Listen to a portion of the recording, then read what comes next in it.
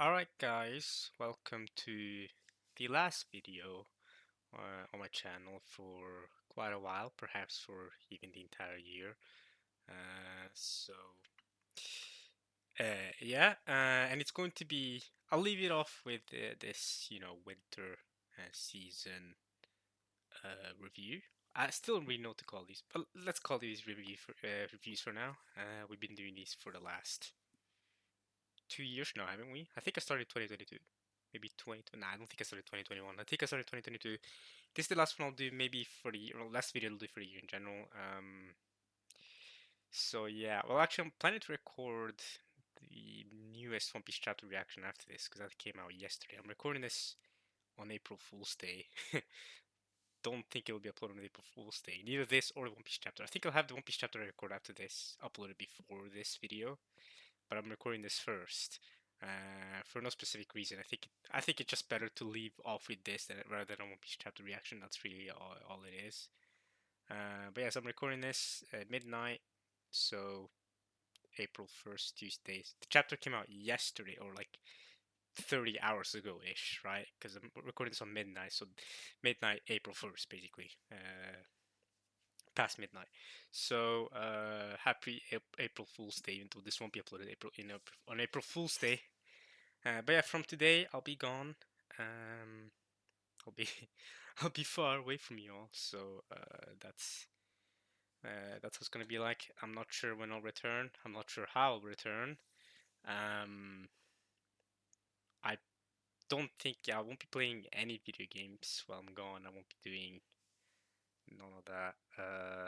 Won't be playing no video games. So I probably won't have much. I mean, I haven't had much time to do anything in general these last couple of months, but I definitely won't have much time for much in the next couple of months.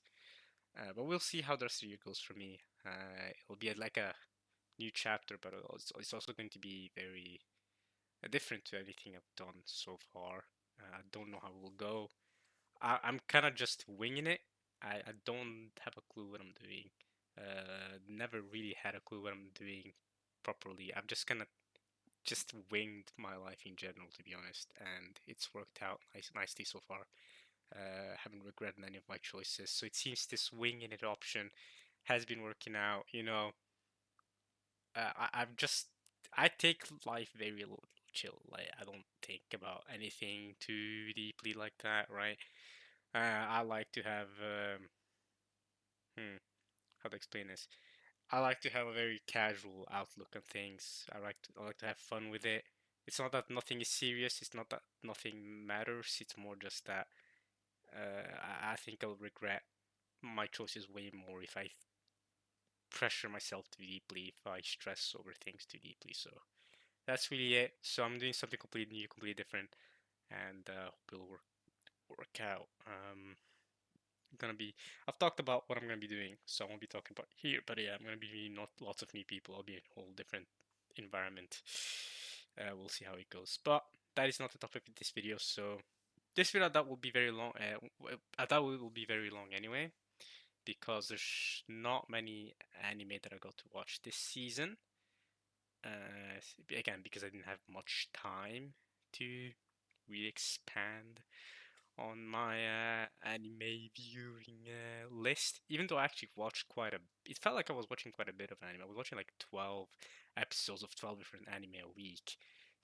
But I think a lot of those are from the previous season, right? So, yeah, or like second season or second course, especially. So, yeah, man, this feels kind of weird doing this because it's the last bit of the year, but and it will be the longest break I've ever taken on my channel since starting it too. Literally, this is gonna be more than 6 months without a video for y'all, if not more. Again, if it's for the rest of the year, that's going to be 8+ months without any videos.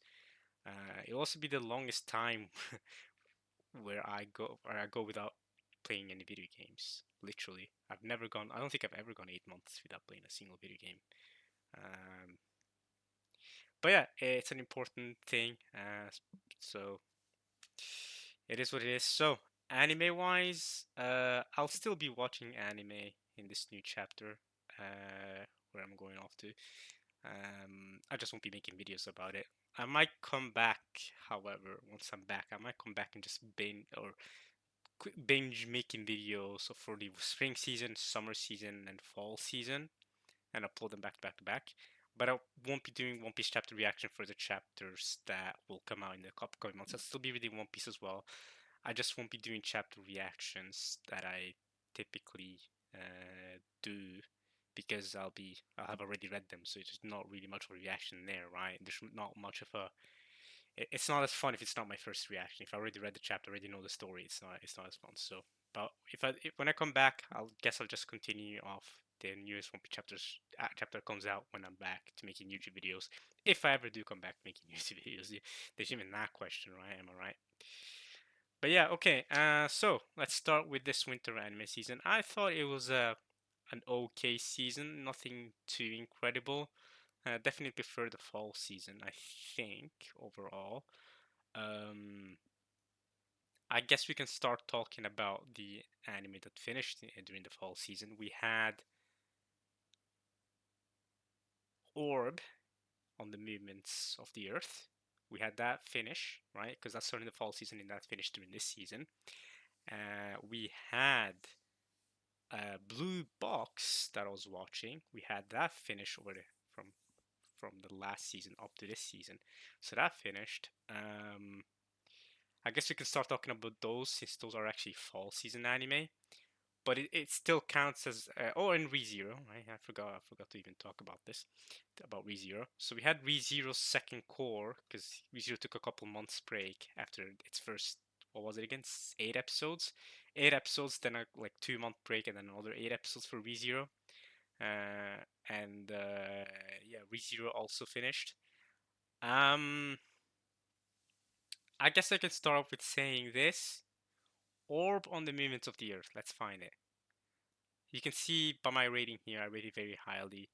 I I might as well. I'm just gonna say it. I think Orb is straight up the best anime to come out of 2024. It's absolutely amazing. Uh, from start to finish, I think it's amazing. I will say I did not like the third act as much as the first two acts. I still think it's the best anime to come out of the last year, the entirety of last year. But the third act with Draka, right, the third character, right, the girl who actually thought was a guy at first, even her voice was very like androgynous almost. I was not sure whether that's supposed to be a female voice or a male voice. And her design, her look, I'm not sure if you can see her in the poster here. Let's see. No, we can't. We only see Yolenta, Rafal. Oh, there's Draka in the PV trailer. That's her, right? So yeah, I mean, I don't know. When you guys look at her, does that look like a guy or a girl to you? I don't know. So I thought at first I thought it was a guy, and then I heard her talking, and I was not sure. I was really not sure. I only found or only knew eventually because the subtitles people were referring to her as she her like we're using she her pronouns, and that was when I found out. Oh, okay, that's supposed to be a girl. Then got it. But yeah, she's not in the poster, even though she's the main character of the third act. Right? We have Rafal, main character of the first act. Then we have Yolenta, but then you have freaking Love Him and Oxy, who are basically the triplet. That doesn't make sense. The trio main characters for the second act, and then we have Draka as the main character of the third act. We do also have a fourth act technically, but it's not really a fourth act. It's just 2 episodes that conclude the story, and also we get introduced to a real human character, as in the sense that an actual historical figure. Um, who exists in real life, right? We get introduced to the Polish professor who ended up being a teacher for Copernicus, who was the one that eventually uh, published and popularized the whole, or completely, came through with the breakthrough of heliocentrism, which is what Orb is about to begin with, right? It's about heliocentrism and you know how we went against the church's teachings back then. Um, it's amazing. I don't want to spoil it. I think it's absolutely fantastic. If you haven't seen it's great. I'm actually surprised. I'm not that surprised, but still, it's ranked 64th, which is of all time, by the way, 64th highest ranked time of all time. That is an impressive score. absolutely impressive. Rank 64th is also pretty impressive. Considering the animation isn't anything spectacular, considering it's not, yeah, the animation is not anything too crazy. The fact that it's ranked this high is still pretty good. You'll see later what I mean when we get to solo leveling and how high ranked that is.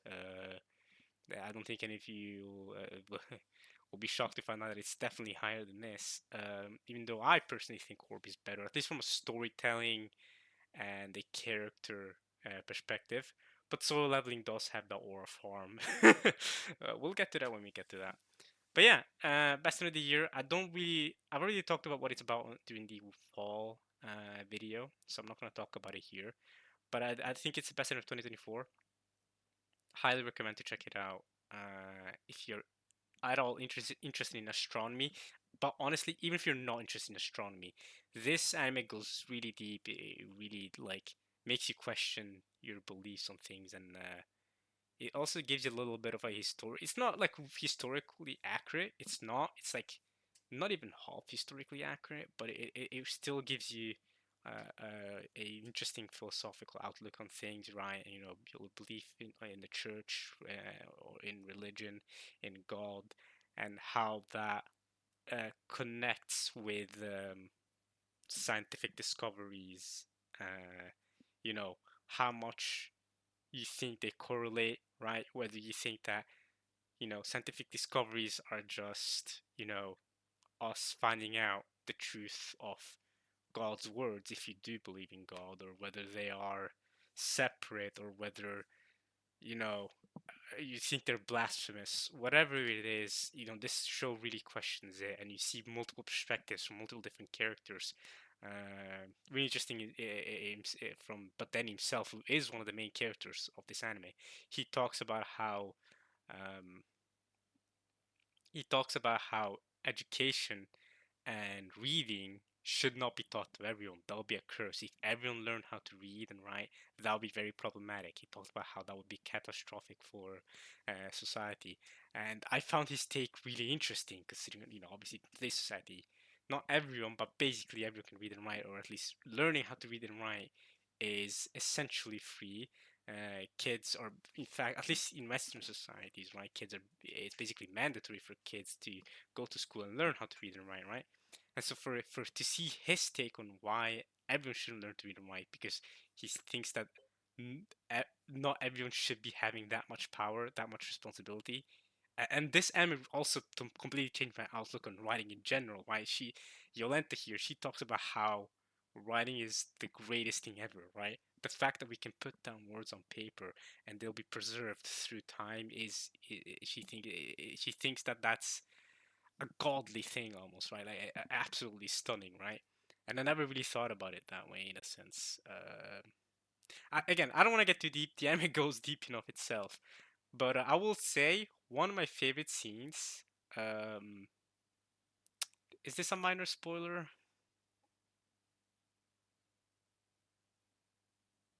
No, it's not. The way I'm gonna say it now, it's not really going to be a spoiler. No, it's not a spoiler. What I'm about to say is not a spoiler, so don't worry about it if you plan to watch this anime.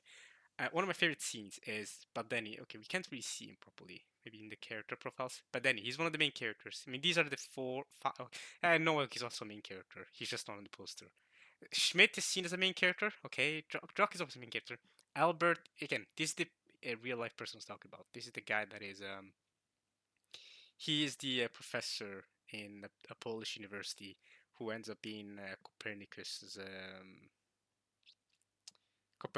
professor. Copernicus, if you guys know, right? Heliocentric theory and all that. Nakamura Yuichi's is, but then yeah, I could hear his voice immediately. If you don't know who Nakamura Yuichi is, that is Gojo, and he's also Tomoya from Clan So amazing voice. I love his voice. I mean, all of these are great voice actors. Tsuda Kenjiro, Hitomi Saya, Konishi Katsuyuki. I mean, these are Sakamoto Mai. She does a great job as Rafal. These are all great voice actors. But anyway, I went completely off topic there. Our discussion between Baden and Oxy is a scene that will always stick with me. I don't know why I love this scene so much, but it will really, really stuck with me, and it's the most memorable and probably my favorite scene.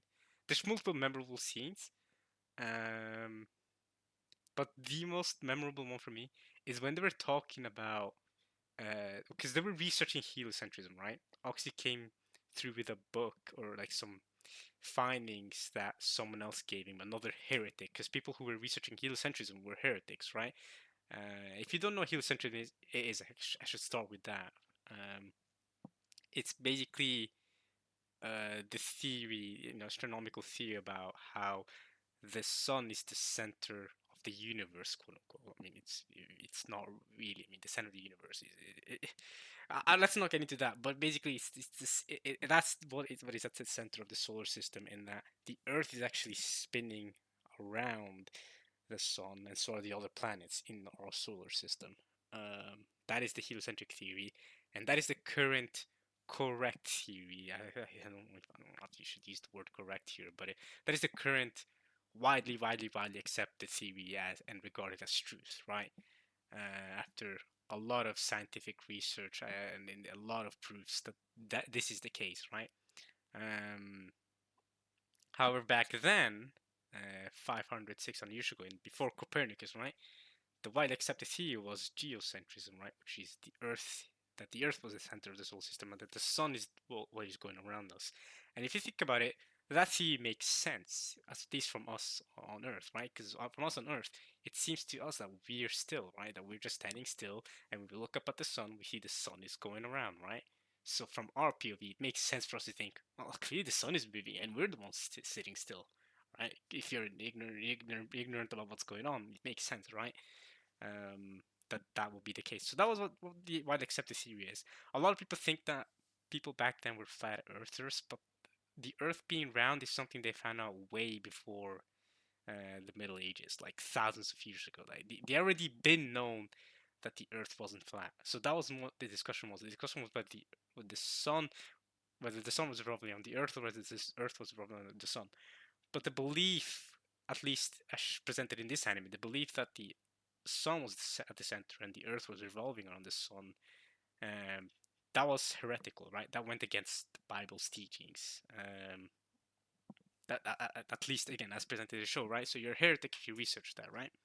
So, but then in Oxy were researching heliocentrism, right?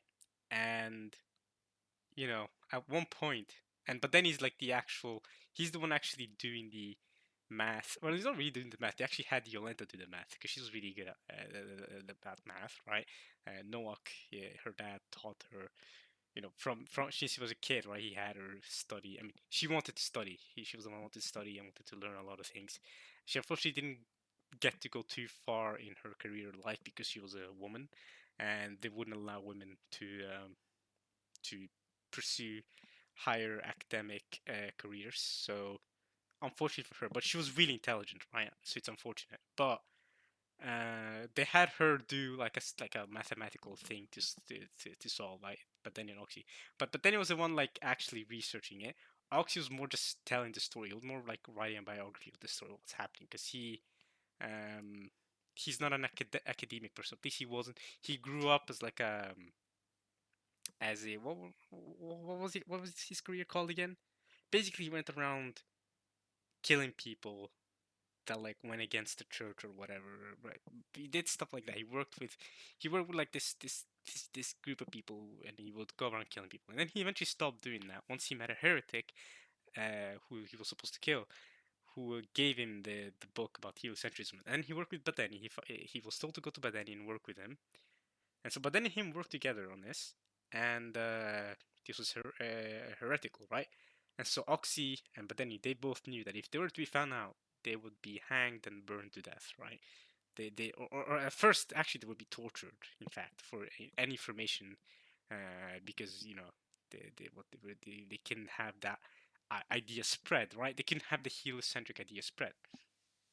So Oxy asked Badeni, right? I said this video was probably going to be too long because I haven't seen that many anime, but right now I'm just talking about Orb and because I love this anime so much. But so it's probably going to be a long video anyway. But yeah, Oxy asked Badeni, yo Badeni, like if we get found out, right, with this research of ours, um, you know, we're doing this heretical research, right? If we get found out, and tortured. Like um what are they gonna do to us, right? And we, like what we will do, right? Um, yeah, if you get found out, what we will do, and then but then he answered. I'm trying to think about like how it actually happened, right? I'm trying to think about how to explain this, but then he said, well then, if you get found out, then we burn all of our material, right? So that they don't find what we were researching. We burn all of our material and run away. And Nox was like, okay, okay, let's say we burn all of our material, um, um, and then we run, okay? But what if you get caught? Then what? But then he said, okay, well then we get caught. That's unfortunate, right? Uh, we'll get caught. That's unfortunate. The last comes about the material, and then Oxy said, okay, but what if you get caught and they start torturing us for what type of information we gathered through our heliocentric, discoveries?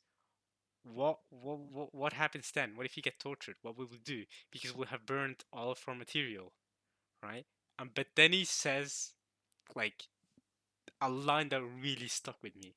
He said, "Well, if you get caught and we've burned all of our research materials, and they're going to torture us for it, right? They're going to torture us for research material that we don't have because we burned it.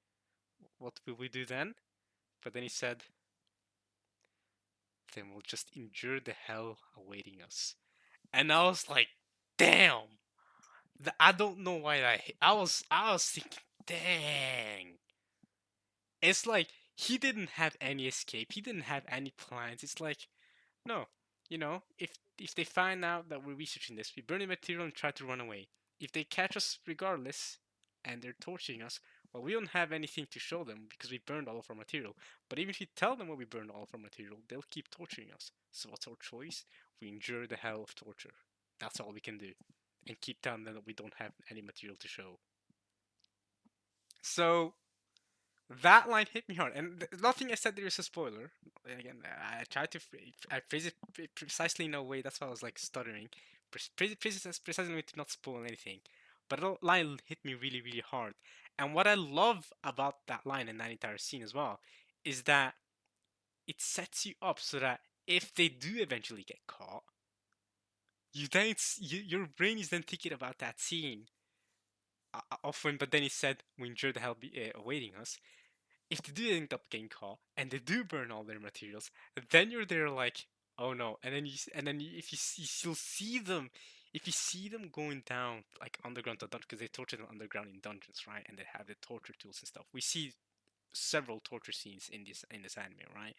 Um, so it's not like just a single torture scene. So we see them using the torture tool, right? He Nowak, he's one of the torturers, right? He uses like the pear torture. If you don't know what the pear torture is, like he'll put the pear in your mouth, the pear made of metal, and then it'll open up like a pear, as if you're peeling a pear.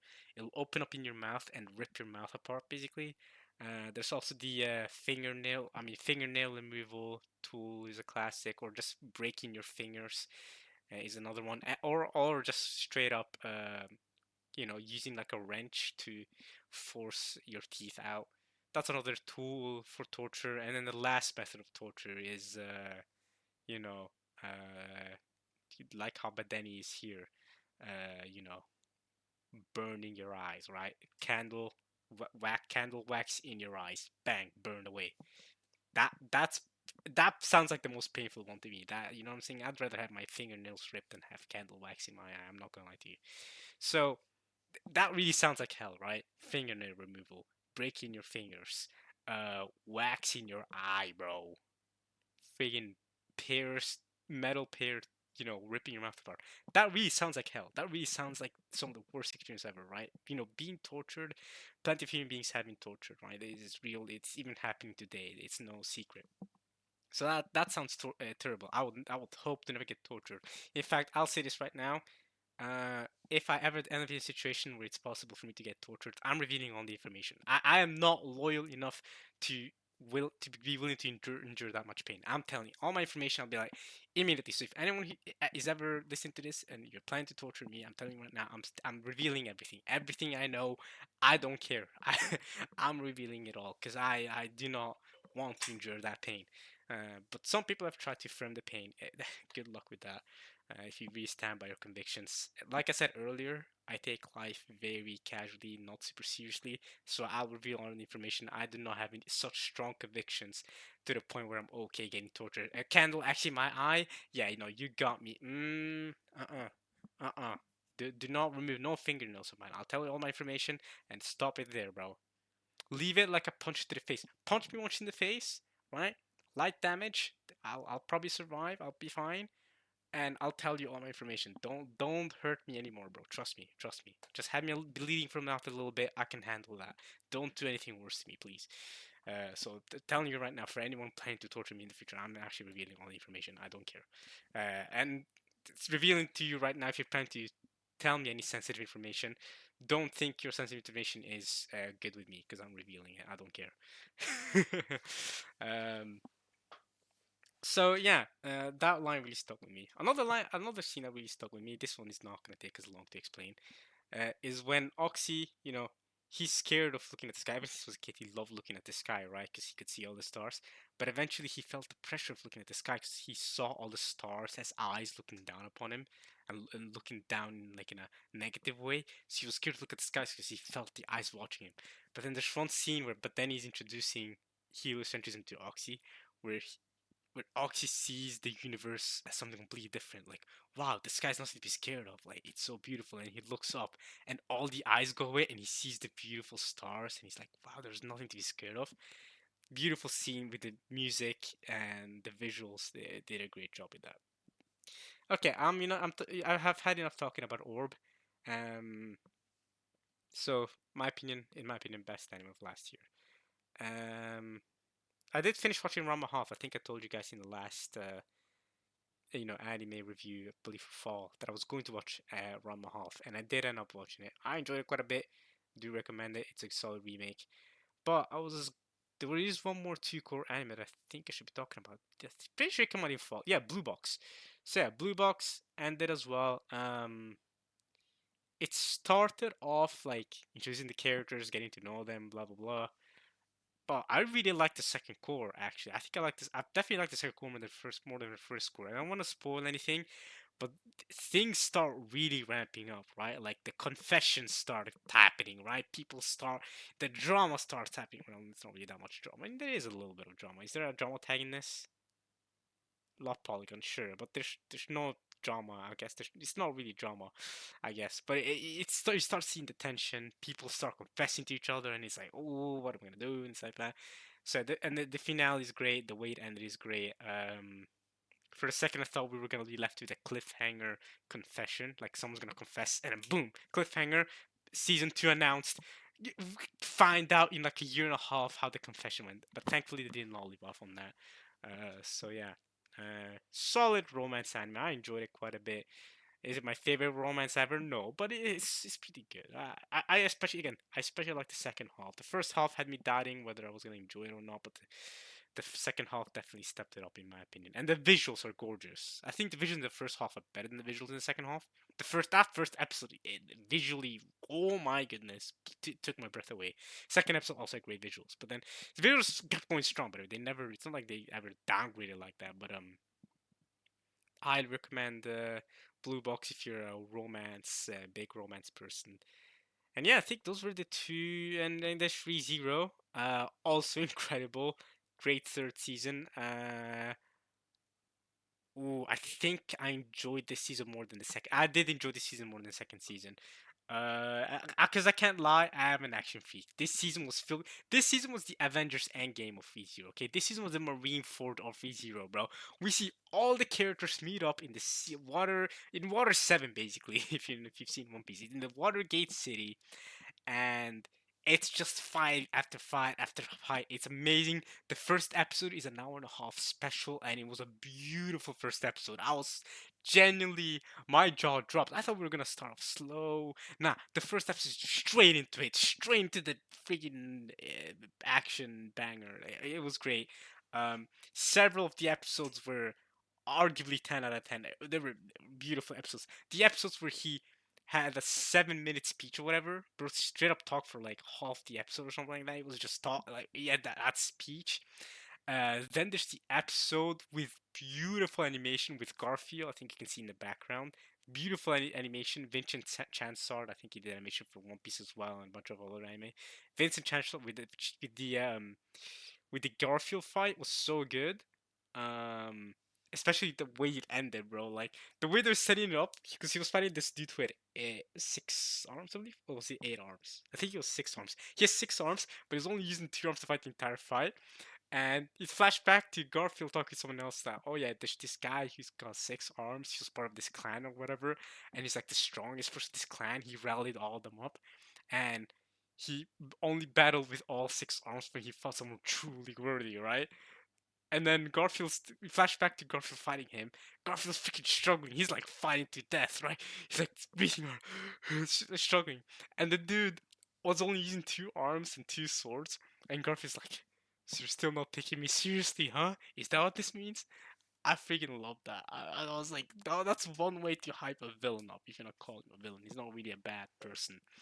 Um, the guy he's fighting. But the way it ended was freaking sick with sick animation. He started using all 6 arms, and Garf is like, finally, I earned your respect.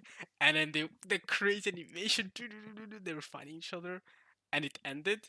And then the guy with 6 arms, freaking cut his arms off, cut his legs off. So like it was like Garfield was struggling, and then he looked at him after having like his limbs completely torn. He's like freaking almost dying. He looks at him, and the monster guy, the purple guy with 6 arms, he folded his arms together, looked at him, and said, "Well done," right? Like, great job. And then he cracked, and then his like body, because he's really a corpse. He's already dead, right? His corpse shatters, and Garfield's like, "Oh yes, I won." That was so hype. However, even that was not the best episode of this 3-0 season. The best episode of this 3-0 season is the half hour, 30 minutes pummeling Regulus, the the Sin Archbishop Sin of Greed. I wonder if you can see him here. Do we get to see him? We see Petal Goose. We see Krish. We don't get to see. No. Why is Rem here, bro? I love how she doesn't even have a voice. Because she didn't talk at all this season. Why is Rem here? We didn't even get to see her the entire season. Is Rem part of season 2? Let's see. Let's check the season 2. Is she even? I guess she. Okay, now she has a voice actress. First things first. Did she even have any voice lines this season? Look at that, 29 minutes per episode.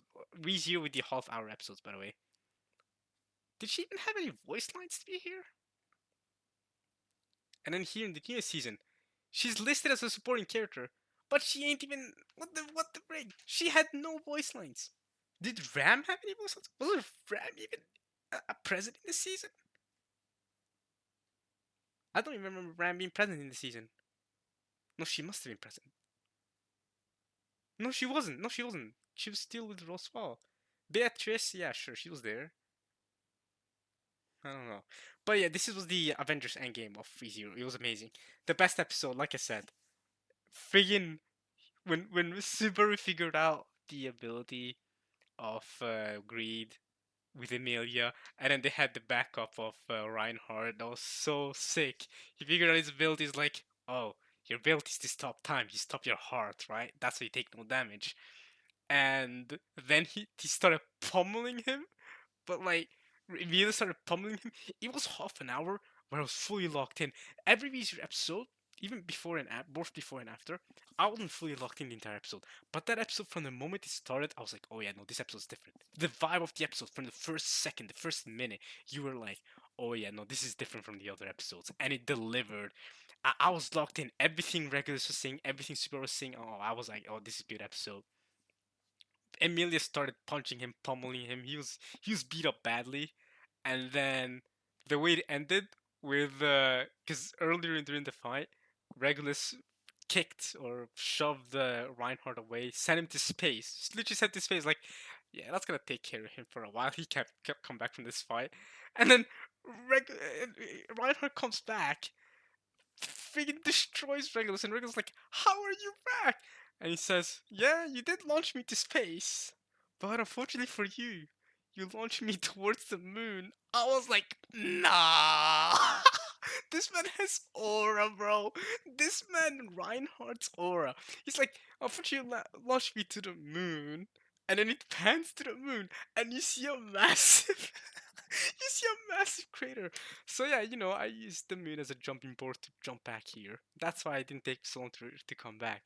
It's like, are you serious? You jumped back from the moon? You literally got launched all the way to the moon and you jumped back? I was like, this man has aura. I immediately took that to my mind. Like, okay, that's a power scaling feat right there. That if someone's ever gonna power scale Reinhardt, remember that bro got launched to the moon, jumped back all the way from the moon, and he's like, no, no problem, just another weekday of work. All right, now that I'm back, it's time for you to die. And they pummeled him, freaking destroyed him, sent him up to the sky, punched him up to the sky. Regularly flying through the sky, bleeding. Everyone is like, no, I don't want to die. I don't want to die. He's screaming like, I want to be with my wives or whatever, right? Because he has like freaking 80 wives and whatever. Who, by the way, none of them want to be with him. None of the marriages are consensual, but he's just forced in there. And he's there like, I want to be with my wives. I don't want to die. And Reinhardt says, yeah, but you're just gonna die. And then he punched him down to the center of the city, through the fountain, all the way underground, and and then he falls all the way down, right? And then the fountain, obviously, you know, the water pours from above the tunnel that Reinhardt dug. I mean, he didn't really dug it. He just punched him through, digging the tunnel under the fountain. Water falls above him. Reinhardt lands, and I'm thinking, Emil, your super were like, so did that take care of him? He's gone now. Reinhardt then says, if the punch didn't take care of him, that last punch didn't take care of him, he's gonna drown because of the water. And the last scene, you see Regulus in the tunnel on the ground, his limbs all crushed, all shattered, like his body all malformed. He's there like barely alive, right? He's there like, I don't want to die, I don't want to die. And he's like, oh, but maybe I can recover. And then you see the water splash on him, all the water pressure splash on him, and he's there like trying to stop his heart because he doesn't want to die. And he's like, and then he drowns to death. And I'm just there like, nah, that was aura. That was aura. I had to rewatch that fight scene multiple times. That was so sick. That was so sick. That was genuinely one of my favorite fights. It's like so far this year. Even when you include the soul leveling fights, that to me was so sick that I have to rate that. That was so good. That was so good. That episode came out of nowhere. I did not expect to see it that much of a banger. So yeah, that's 3-0. Great season. Genuinely great season. I don't think there's any other two core I'm to talk about. That's a low rating for Uzumaki. That's unfortunate for that. I'm pretty sure there's nothing else to talk about. Link Click, did that come out this season? May have to cover Link Click. Blue Exorcist, new season, I think, is in the winter season, so we'll talk about it when we get to the winter. I still haven't started with the winter season. Because I wanted to talk about the reason why I haven't started with the winter season is because I want to talk about the two core season. Oh yeah, Rurouni Kenshin. I should need to talk about this as well. The reason why I haven't started with the winter season yet, even though this is winter season anime season, is because the second half of the second course of the previous season anime are necessary to talk about here. So, and because I don't have much to say about this newest season, so yeah, because I haven't seen that many of the anime this season, you'll see what I mean. Rurouni Kenshin, this is the Kyoto arc, or at least the first part of it. I mean, it's mostly done though. I'm pretty sure the next part of it is only going to be like 12 episodes. There's only like, from what I heard of manga readers, there's like 12. There's going to be another maybe 12 episodes or whatever. So if they're probably going to make a season 3 of Rurouni Kenshin.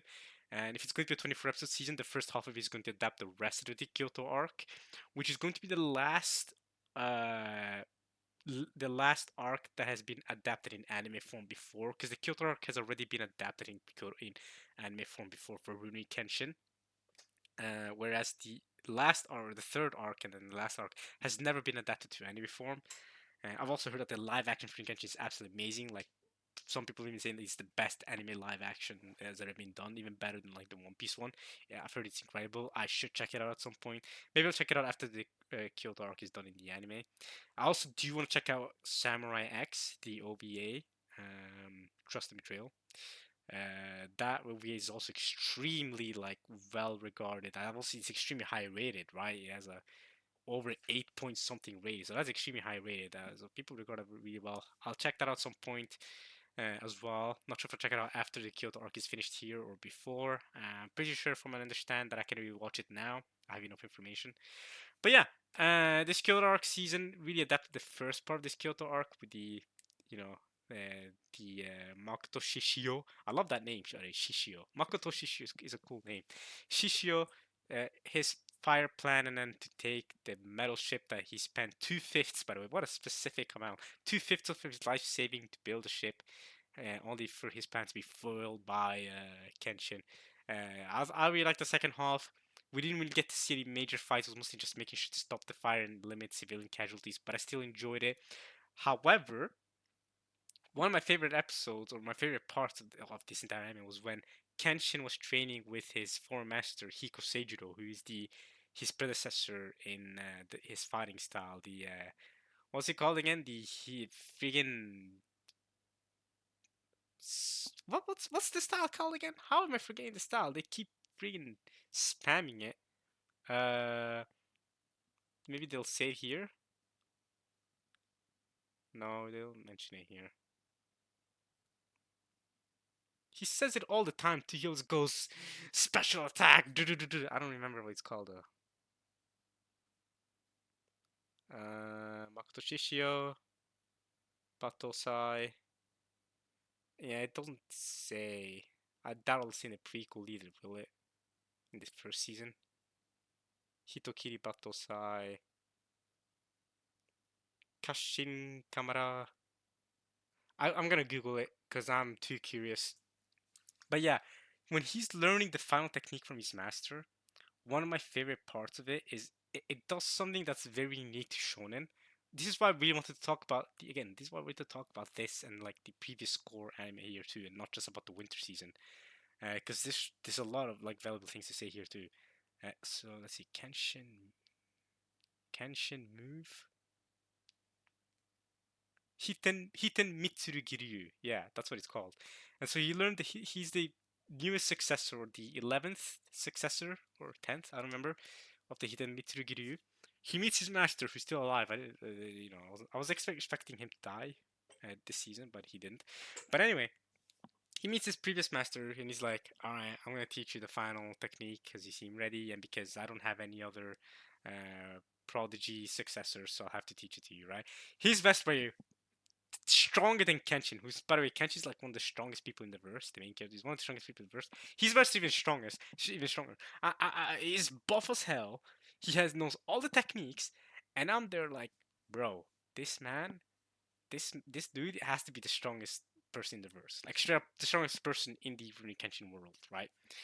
So he wants to teach him the final attack, and I think it's really profound what they do here because it's something that I don't. It's a concept I don't really typically see in shonen, where Kenshin he's a Rurouni, right, and he's begun this new path of like not killing people, right? Because in the past he used to be killing people and knocking for lives and stuff like that, right? But then he's grown into a person to be a Rurouni, to want to protect people, to want to help others, and he's committed that no matter who he fights, he'll fight with like a not a blunt blade, but a blade that doesn't have a sharp edge. So when he beats them up, he doesn't kill them; he just injures them at best, or badly injures them at best, but they'll still survive. So he's traveling through this journey.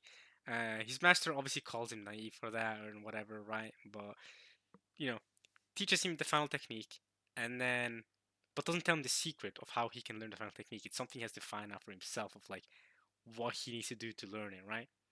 And then Kenshin spends a couple days by himself, doesn't figure out what the secret is, and then his master's like, "All right, I'm gonna kill you here. If you don't figure out technique as you're dying here, it's too bad. It's over. Like you're not meant to learn it." And Kenshin's like, "Yeah, sure. I guess if I'm dying, I'm not meant to learn it, right?" And then as he's being attacked, as he's about to be killed, right? He's masters using the Hitamitsu technique. He's like, before he also uses the technique, he's like, I've taught you everything you really need to know. It's all on you now to figure out how the technique is supposed to be used. So he's sitting like, what am I doing wrong? Like, whatever, what am I doing? His master starts attacking him, right? Hiko Seijiro. His name is not actually Hiko Seijiro. That's just a name that you give to, like a nickname that you keep passing on to the masters of the Hiten Mitsuru Giryu, right? But he uses the technique on Kenshin. Kenshin's there like, what do I do? What do I do? I'm really about to die here. And at the last second, he thinks about everyone he cares about, right? He thinks about Kamiya, right? He thinks about Sanosuke, right? He thinks about the Oniwa Banshi group, right? All of them, right? He thinks about all of them, and he's like, I don't want to die, right? He says to himself, I don't want to die. No, I need to live. Like I gotta live, right? And that's when he unleashes the move. That's when he goes crazy and quote unquote kills his master. And that's when he learns the full technique and the full, Hiten Mitsuru, right? So what Kenshin basically learned and why he had to learn by himself is that for him to be able to be fully capable of using the ultimate technique is that he needed to learn how to how to care about himself, how to care about his well-being, and he needed to have the drive to live. And I thought that was like pretty unique and pretty special, especially when it comes to shonen anime, because really actually just shonen anime at the end of the day, right? And shonen anime really a lot of times it values the whole concept of sacrifice yourself for others, right? Talk no jutsu, right? Naruto, right? You have to protect your friends, you have to care about others, right? You have to be a selfless person, be a good person, yada yada. Like it's power of friendship, right? It'll repeat that a lot, and you see a lot of characters sacrificing themselves for other people they care about, right? But the lesson here for Kenshin was that he cared a lot about others, right? But in turn, he would keep sacrificing himself. He'd keep putting himself in danger. And he'd keep allowing himself to die for the sake of others, right? He'd keep doing that. And that actually hindered him because he couldn't use his power to his full potential because there's some part of him, some part of his heart that was accepting death, that was ready to die. And I was like, that's crazy, right? So Rinkenshi basically is telling the message to us that it's basically telling the message that yeah, protect others. That's cool and all, but to be able to have the full capabilities, to be able to be at full power, you need to have the will to live for yourself. You need to care about yourself as well. You need to live because you have others you need to protect. If you die right here, you can't protect the people you care about. You can't be with the people you care about. The people you care about are gonna be sad that you die. So what's the point? That's when you gotta care about yourself too. It's not just about power of friendship and all that. You need to like have the will to live, the drive to live, right? Basically the opposite of Reiner from Attack on Titan, right? Reiner keeps wanting to die, right? And it's also why Reiner's Titan shifting powers during the Marley arc was trash, because he didn't want to live. Falco mentioned it, like, oh yeah, he should be capable of regenerating and having a great Titan transformation, provided that he's willing to live, right? So it was similar concept here with Kenshin. It's like he can't use his full powers because he part of him is okay with dying because he's thinking, yeah, I'm protecting my friends. I gotta sacrifice myself for others. But here he's like, no, I don't. He realizes at the very end, just as he's about to die, he's like, no, I'm actually scared of dying. I want to live, and that fear basically turns into power, right? When you're scared of dying, it gives you that extra boost of power. And I thought it was a great message that I think it's unique. I haven't seen it in used in shonen like that before, and it was it's my favorite scene and my favorite episode of the entire second season so far. So yeah. Now I don't want to get into the author. I might have talked about this in the last video too, but I'll mention it here. I don't want to get into the author. I know that the author has been fan out for CP. I don't condone the author. I don't support the author. I like Rurouni Kenshin separately from the author, and what he's done. I believe he's not even in prison, which is crazy. If you guys don't know what CP is, you might be saying, I mean, he got caught for CP. What do you mean by that? It's child censored. You know what the next word is. CP. I don't have to explain he was caught for. He owned possession of it. So he didn't do it, the act himself, but he owned possession of it, which is still illegal. So yeah, so absolutely foul things, terrible. But I'm someone that has always been capable of separating the art from the artist. I've done the same thing with Lost Prophets, whose lead singer has done an even worse thing than the author Rurouni Kenshin, right? Because he straight up actively participated in it with a friggin' newborn baby, bro. And the most evil part of it to me, the most evil part of it is that the mothers were consenting to it too. They were like, "Yeah, oh my goodness."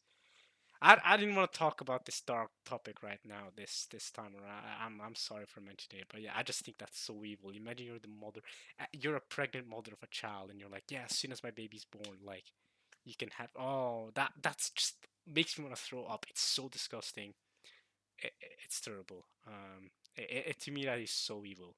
Genuinely the worst thing you can do, to a child. Period. I mean, that is terrible. So sorry for bringing that up. I'm really sorry. I didn't want to get into that, but yeah, yeah. One Piece Fishman Island went for two course. Finished last week actually. There were some week breaks, which is why even though it has only 21 episodes inside of November, it only finished last week. But there were 2 weeks where there were no episodes, so yeah, it's basically a retelling of Fishman Island, except in only 21 episodes instead of 40 something episodes. I decided to watch it to ensure that the quality is good, and the quality is really good. And also because I wanted to re-experience the Fishman Island arc. Maybe I would have enjoyed it more on rewatch because I've seen the Fishman Island arc twice, once in anime form and once in manga form.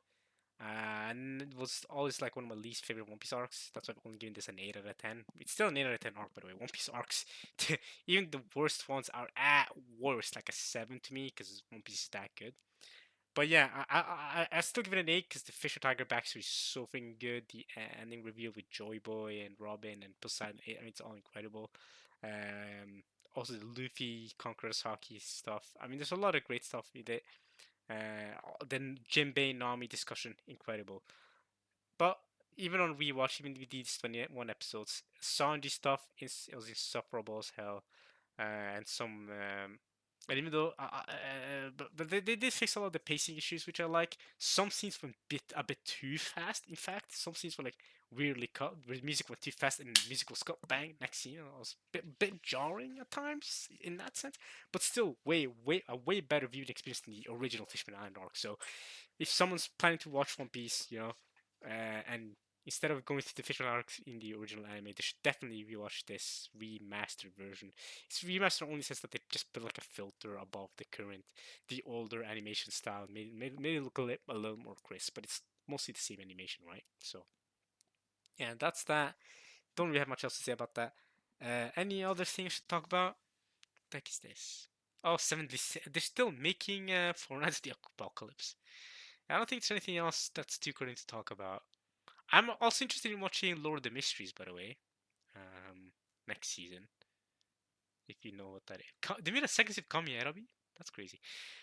Yeah, if you guys don't know what Lord of the Mysteries is, that's fine, but I am planning to watch that. Is Link Click here? Did I talk about Link Click last time around?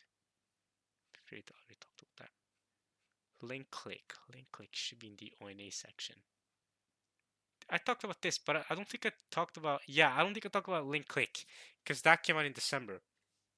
So, Link Click, Ying Du Plan, or the Bryden arc. The main characters travel to England. There's a lot of interesting scenes where they try to speak English with other English characters. There are characters who can actually talk like proper English, full English. But yeah, it's only 6 episodes, but like you see here, half-hour episodes. The first episode, in fact, is like 50 minutes long, so it's more like 9 episodes, maybe rather than 6 episodes. If you see that standard anime episodes. Either way, I really like this Link Click season. Link Click has always been incredible. I still think season 1 is the best. Season 1 is peak. If anyone hasn't seen season 1 of Link Click, what are you doing? Go check it out. It is one of the highest rated anime of all time too, I believe, on that My Animalist. You can check. I still enjoy the season, by the way. I'm not saying it's not good. Yeah, this has an Rika Season 2 is also ranked pretty high, but I think Season 1 is ranked even higher. Ooh, I don't mean to do that. I think Season 1 is ranked even higher. Yeah, dude, really high rank. But that doesn't mean anything. Bridon Arc is the lowest rank. That makes sense. I can see why it would be the lowest ranked. I do also personally enjoy, I think, season 2 as well above the season, but I think it's mostly because we don't have the full context of things. This season was clearly just setting things up for the next season. There's so many question marks. One of my biggest question marks is, I mean, it seems like this is a prequel, right? This is a prequel story to like how they first met. Because in season 1, it's already assumed that okay, they know each other. So it's a prequel story, this Bridon arc, and then they go to the UK to a city called Brighton, which I googled. I was like, wait, is Brighton a real place? And it's not. It's a made up place by Link. Like I genuinely thought like Brighton. It sounds like it could be real, but it's not. Um, so yeah, they went to Brighton and they're trying to find out things about Cheng Shaoxi's past. Hopefully I pronounce his name correctly. I think I'm getting better pronouncing his name, Cheng Shaoxi, but I could be absolutely butchering it too. I'm trying to replicate how they say it in the anime because I tried listening to it in the anime. They say Luguan and Cheng Shaoxi. So yeah, I don't know Chinese. Sorry, I don't know Chinese or Japanese really. I'm a little better with Japanese pronunciation because I've seen so much anime at this point. This is like one of the few Chinese anime I've actually seen, if not the only. Actually, the only Chinese anime I've seen where they're like actually talking Chinese, or fully seen. I've seen episodes of other Chinese anime, but yeah. Um, and Chinese is also like known as one of the hardest languages in the world to learn, right? If for a like an English speaker, like so it's probably not the type of language I want to learn. I think I'd rather learn Japanese first before I learn Chinese, because if it's one of the top hardest languages to learn, I'm good. I believe for an English speaker, Chinese, Arabic as well is pretty hard for an English speaker, from an English perspective. Japanese is easier. Korean is also easier. Korean, I heard, is not too bad to learn, from my understanding. But okay, something I do like about Japanese is that it's phonetic. So when you see letters, you see the characters, you're supposed to pronounce them just as they're written. So right off the bat, way better than English, way better than French. Both of those languages suck at being phonetic. Spanish is pretty good with it. Italian is pretty good with it, with being phonetic, and Japanese is pretty good with it too. Um, and from my understanding, Arabic is also phonetic language. But okay, anyway. Enough about languages. And then that.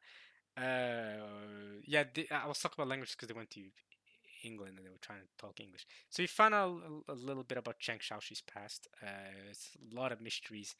The last episode of the season was a total brain mess. I had no clue what was going on. So we need a second part to this, which I'm sure they're going to be doing to explain some things. But yeah, still a bit of a mess. Uh, First episode especially was very different from the rest of the episodes, in my opinion. It was weird. And then there's the whole mystery of Luguan. Like, which timeline is he from? Where is he from? Is this actually him in the current time traveling to the past to re-experience how he met Cheng Shaoxi? Or what's up? I don't really know. There's definitely time travel shenanigans going on. What is going on with Cheng Shaoxi's mom? Is Cheng Shaoxi's mom a time traveler? Is his dad I don't know what the frig is going on. Does his dad have similar powers? I have no clue. The characters in the back are also pretty mysterious. What's her name again? Kiao. Kiao also did not. She barely had any screen time at all. She's the third most important character in this anime, but she didn't really have any screen time at all. It was a lot of these other characters in the back who had screen time. Don't know what's going on with them either. Very mysterious. In general, that's how I would describe this season. I loved it. Mysterious. We need answers. I don't know what's going on. Definitely the type of thing I need to rewatch as well once everything is explained, because there's been a lot of things from this first part that I'll have either forgotten or not properly understood. So yeah, a lot of mystery, especially Vayne. This guy's freaking mysterious as hell. Liu Shao, the brother of Liu Min. What the heck? Fei Xia is probably the one we have that is the least mysterious of the three, but he's still freaking weird. So I have no clue what's going on. I have no clue how they're gonna do it. But I enjoyed it. Still rated highly, still an 8. Link Click is always great. Still recommend it. Monogatari season, I already talked about this last time around because that came out. Yeah, that came out in the summer season. Really, July 6th. I guess it's part of the fall season. I don't know. Alright, anything else do you need to talk about? No, I don't think so. No movies that came out that are important to talk about either, I'm pretty sure. Just Soul Leveling recap movie, right? Yeah, completion season 1. Oh yeah, the Last Attack movie came out. The Last Attack on Titan movie. It's basically the last episodes combined into one, right? Because the last episode into is like 2.5 hours, but this is like 2 hours and like 20 minutes. But there's also like this special scene in the end of this movie.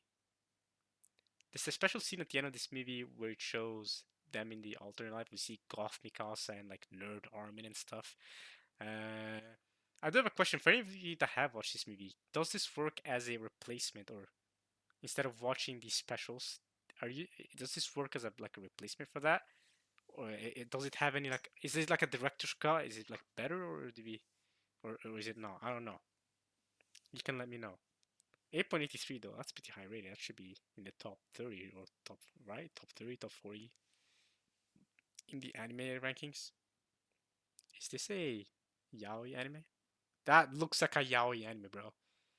If you don't know what yaoi means, it's basically gay. Let's see, let's see. Just says superpower, superpower workplace manga. But surely it's a yaoi anime, right? That looks. Look at them, bro. Hugging like that. Oh, error. Oh, okay, that worked. I don't know what's going on there. Okay, I'm interested. This is a yaoi anime or not? My anime is struggling right now. More Inazuma 11, I don't know, but I think it's just a game advertisement or something like that. I remember talking about that. Awesome. Wait, One Piece fan letter came out this time? That came out in October. Yeah, it came out last season. Okay, there's nothing else to talk about though. I already talked about fan letter. I already talked about all that. It says right there, boys love. Okay, it is a yaoi anime. Can we click on anything? Can we click on winter season?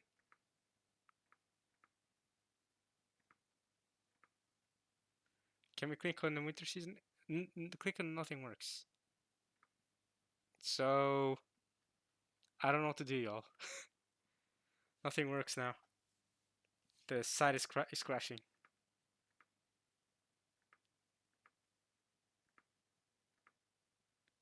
Well, the site is crashing, but what did we talk about? Soul leveling, but I can't even pull up the poster here. Let's see. Let's try. Don't crash on me.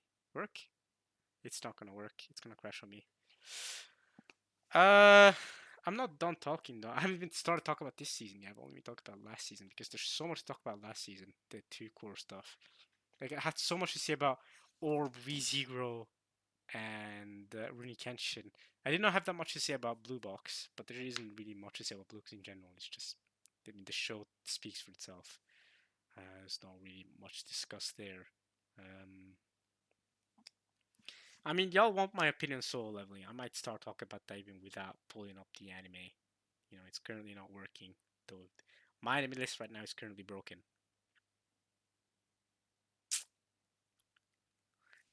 I can try refresh. I don't really know. Is the website down or is it like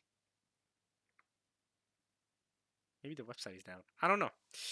Well, my account's still open. Can you look at my profile? Ooh, I probably shouldn't click on that. No, don't go there. Oh, my profile's working. See, look at this. My profile's working. Y'all can see my updates and stuff. Okay. All right. Dang, I've got 34 friends. What the frick? The way I get 34 friends is mostly just like people adding me out of nowhere, and I'm really accepting friend requests. So if any of you send me friend requests, I'll probably just add you. I'll probably just like, yeah, sure, sure. Okay. Anyway, back to the season anime. Please work. Please work. Please work. No. Can we go to the fall? Okay, this works. Winter. Oh, let's try again. Winter 2025, please. Yes, we worked. Whew. All right, now let's not try clicking on anything. I don't want to risk nothing. Okay, we can start talking about solo leveling. Go watch it. Honestly, just go watch it. It's a spectacle. Honestly, if you're a fan of animation whatsoever, go watch it. It is aura farming the anime. The main character has so much aura, bro.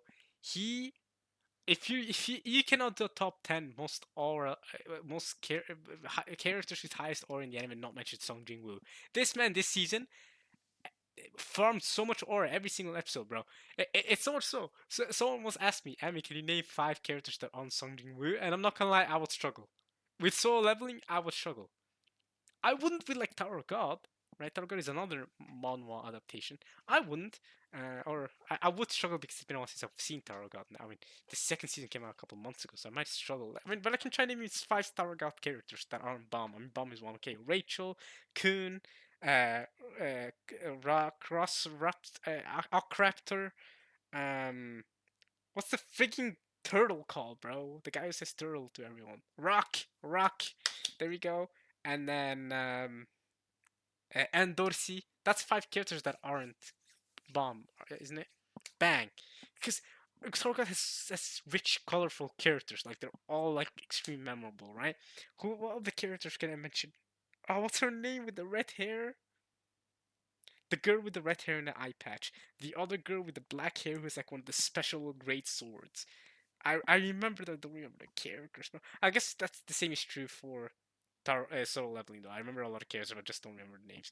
Let's try solo leveling. Can I name 5 characters on Song Jin Woo? Now I have the advantage here over Tower of God that I've recently finished this season. Because this finished last Saturday, 2 days ago actually. The last episode came out. Okay, Song Jin Woo is one. Okay, we know this. We have his sister, no clue what her name is. We have his mother, no clue what her name is. We have wifey. In my opinion, she's like extremely wifey material. I've been saying, bro, S rank hunter, my boy Song Jin Woo, he should wife her up, bro. That should be his wifey, bro. But okay, so her name is Cha. We have the chairman Go. That's 3 characters, including the main character though. We have Baek, the guy with orange hair. We have his dad. I have no clue what his name is, so I can't. Did they ever actually mention what his name was? I don't know. Any other characters I can name?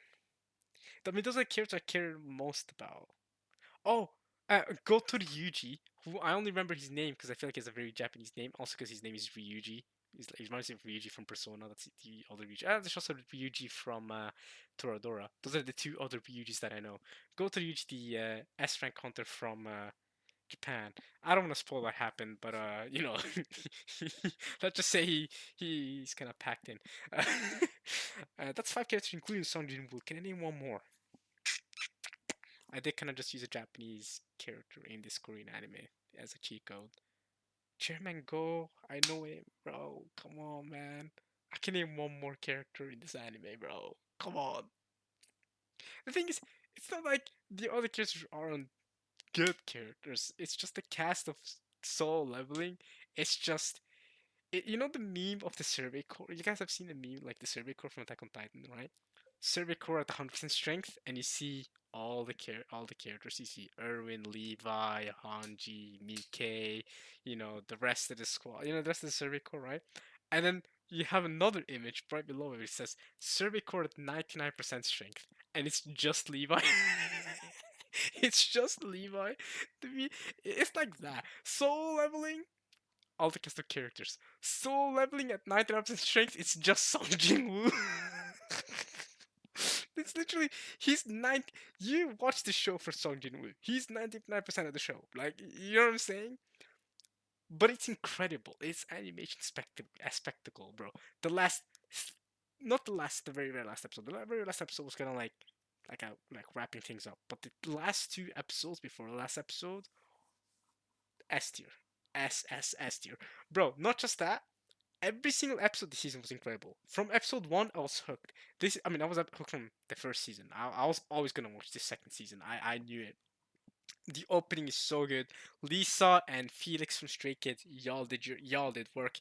The ending from TK, incredible. So to me, music is important when it comes to anime. The OST by Hiroyuki Sawano, the beautiful animation, gorgeous animation, every single episode, breaking the anime community, breaking Crunchyroll. Everyone's talking about this, even like celebrities talking about Soul Leveling, bro. Like this is having that Demon Slayer effect where everyone's talking about this, and this is what good animation, good music, you know, and just a fun anime does, bro. And yeah, I mean, look at that rating. The rating is crazy high. I was talking about rating earlier. Can I risk clicking on it? Oh, it worked. Ranked 28, bro. Ranked 28th best anime of all time. Now is it actually the 28th best ranked, or actually the 20th best anime of all time? Probably not. Let's be honest. But like, at least not from a storytelling perspective or anything like that. But like, we love it though. Like it's fun to watch. It's a very fun anime to watch. I am hooked every episode, bro. The episode where he fought the Ant King, like the last couple episodes, is incredible. This man has so much aura, bro. I look at him and I'm like, yeah, this man gets all the girls, bro. Like you're just like, you're just like, let him. You know, he's one at life. He's just one at life. The fact that when he ranks up, this dude ranks up, levels up, and he somehow gets more attractive. Like, how is that possible? He somehow gets older, more attractive, has an even more just Chad jawline, and his eyes change. Like, what happened? Like, you see the first episode of the first season, is like, okay, this just looks like a regular guy, right? We can all relate to this guy. At the end of the season, bro has got like the sharpest jawline, like the most pretty boy face possible. Like, dude is ripped as hell. Like, his neck long, bro. Like, he is like supposed to be the most attractive guy imaginable. Literally, he's supposed to be a perfect guy who's got so much aura. Everyone in the show is like, hey yo, it's that guy. Hey yo, he's so much stronger than all of us. Like, and it's fun. The thing is, it's fun to watch. It is very fun to watch. It's fun to imagine yourself as him and thinking you're like even 5% as cool as Song Jin Woo is, even though none of us are. It's fun to imagine. But that's the kind of thing that you watch anime for, right? You watch anime for the exaggerated characters that don't really exist in real life, or if they do, you only think that they do. Nobody's like supposed to be this perfect in real life. Like, come on now. But it's a really fun anime. I mean, just watch it. There's not really much to be said about Solo Leveling, to be honest with you. Next up, is Sakamoto Days. Now, a lot of manga readers, off the bat came into this saying, "Oh, it's gonna be trash," because they saw the first episode, the first episode was leaked before it even came out. Whatever, people said, "Oh, the animation is gonna be bad. The opening is mid." Whatever, the opening is made by Bondi.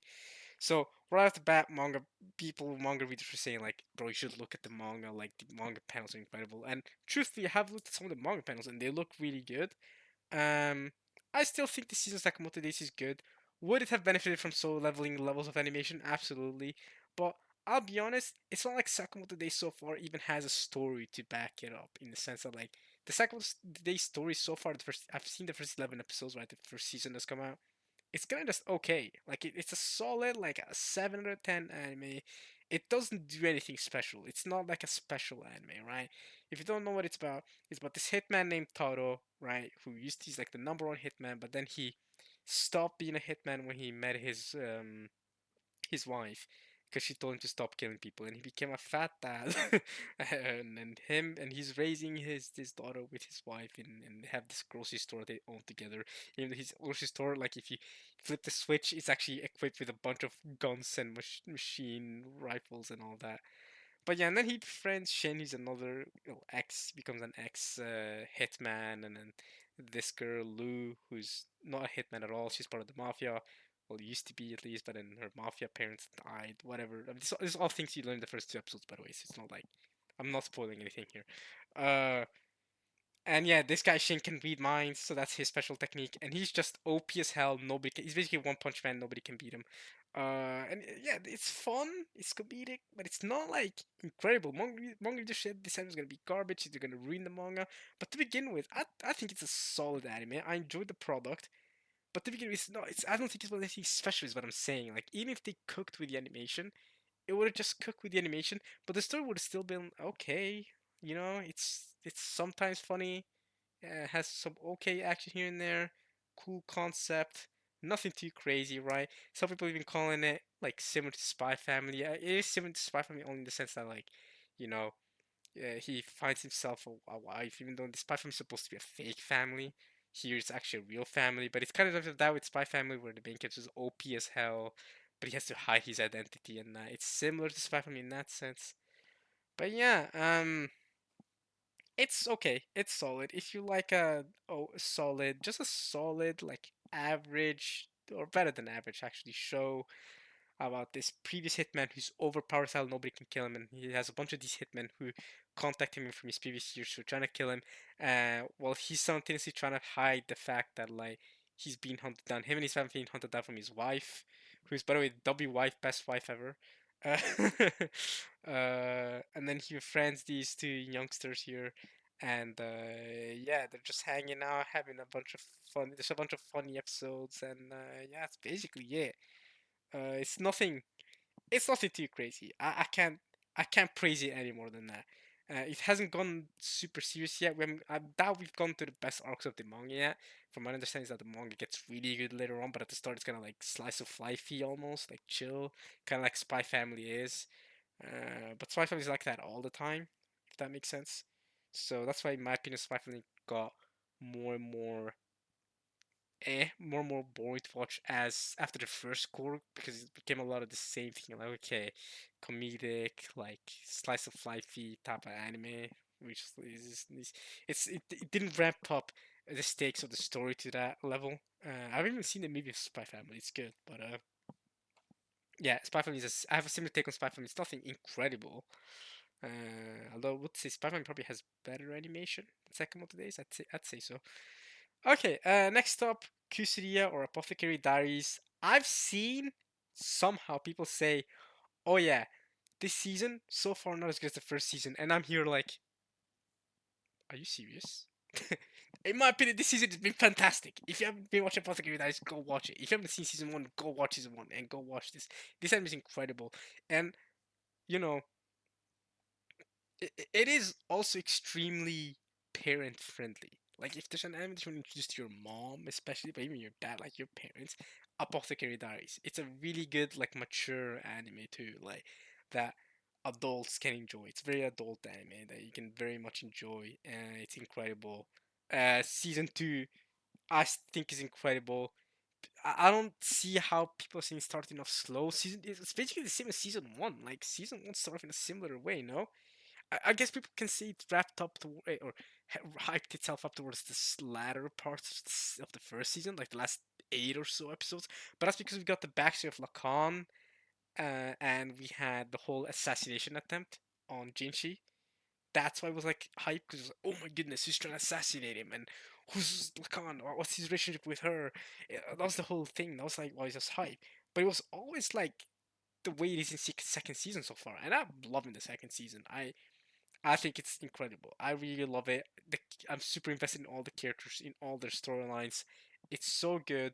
Highly, highly, highly recommend Apothecary Diaries. I even highly recommended it when I did my 2023 video back when the first season came out. I think season 2 is just as good, going just as strong. The rating shows it. I think this is a low rating. The first season, I think the first season is like an 8.88 or 8.87 or something rating. So I think it has a higher rating than this.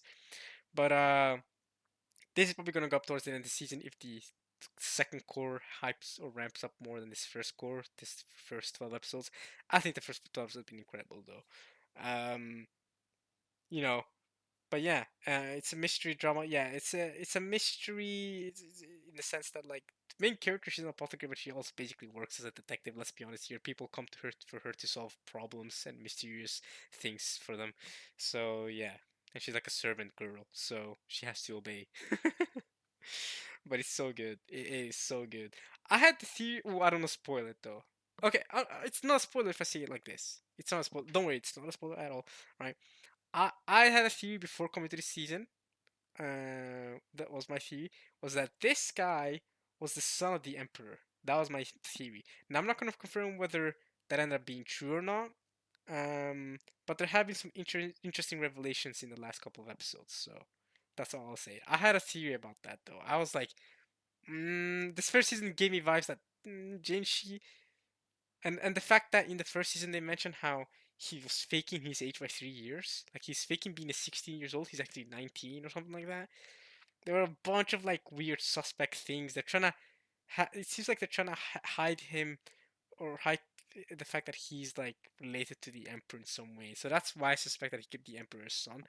But that's all I'll say. That's before they started the season. So that's why it's a mystery as well. It's about that too. Um, but she doesn't want to learn about that mystery, that fact of him. Like she wants to stay away from that as much as possible because she thinks it'll be too problematic for her, right? Ignorance is bliss type B. She knows there's something hidden, but she wants to keep clear of whatever is hidden from it regarding him because she just thinks that ignorance is bliss in this scenario. If she doesn't need, she feels like she doesn't need to know, then she doesn't need to know. She doesn't want to increase her responsibilities. So I wish it would be more curious, though. I'll be honest, because I want to learn the mystery, or I want to learn what's really going on. Okay, next up, more Doctor Stone. Doctor Stone was as good as always. Like it's more Doctor Stone. Like if you've seen the first 3 seasons at this point, 4 seasons almost, if you've seen those, it's more of that, right? We're just getting even more advanced because now instead of fighting noobs, we're fighting another scientist. So like the stakes are even higher now because we're fighting a dude who's just as intelligent and knowledgeable as Senku, who's got even more technology, arguably. And it's great. It's just more Doctor Stone, right? Like I don't really have much else to say. I've seen the ending where they're actually split up again. So now the Doctor Stone cast is like split up into three really big cast of characters. They keep introducing new characters, keep introducing new like team members to the Sankey family, basically. But yeah, I'm enjoying this.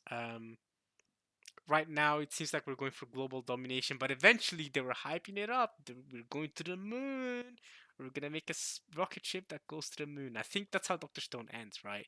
It's probably gonna end with them going to the moon. Well, actually, no. First, right now they said they were gonna go to South America because that's the epicenter of how there's the stone began, like the the whole what's it called again? Petrification. Actually, yeah, that's what they call it. The petrification began by turning of stone. The epicenter was apparently South America, so they're traveling there, and I think they're gonna learn something there, and then they're gonna go to the moon, and that's how it's gonna end. I don't know. I think it's gonna be connected to the moon in some way, kind of like how One Piece probably is. One Piece is probably also connected to the moon, so.